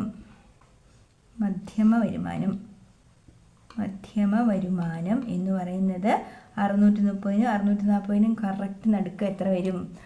630നും 640നും കറക്റ്റ് നടുക്ക് 635 രൂപയാണ് 23ാമൻ വാങ്ങിക്കുന്ന സാലറി. ക്ലിയറായോ കുട്ടികളെ? ഞാൻ വീഡിയോ അവസാനിപ്പിക്കുകയാണ്.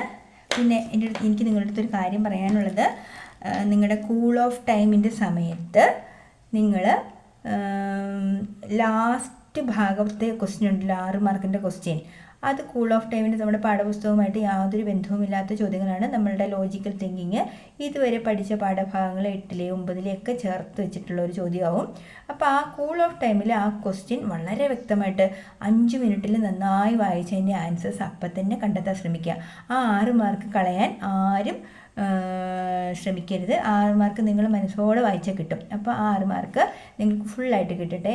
അതുപോലെ നല്ല മാർക്ക് നിങ്ങൾക്ക് 80 ഔട്ട് ഓഫ് 80 കിട്ടട്ടെ എന്ന് ആശംസിച്ചുകൊണ്ട് ഞാൻ എൻ്റെ വീഡിയോ ഇവിടെ അവസാനിപ്പിക്കുകയാണ്. വീഡിയോ ഇഷ്ടപ്പെട്ടാൽ മറ്റു കൂട്ടുകാർക്കൊക്കെ ഷെയർ ചെയ്യാൻ മറക്കരുതേ. ഓക്കേ.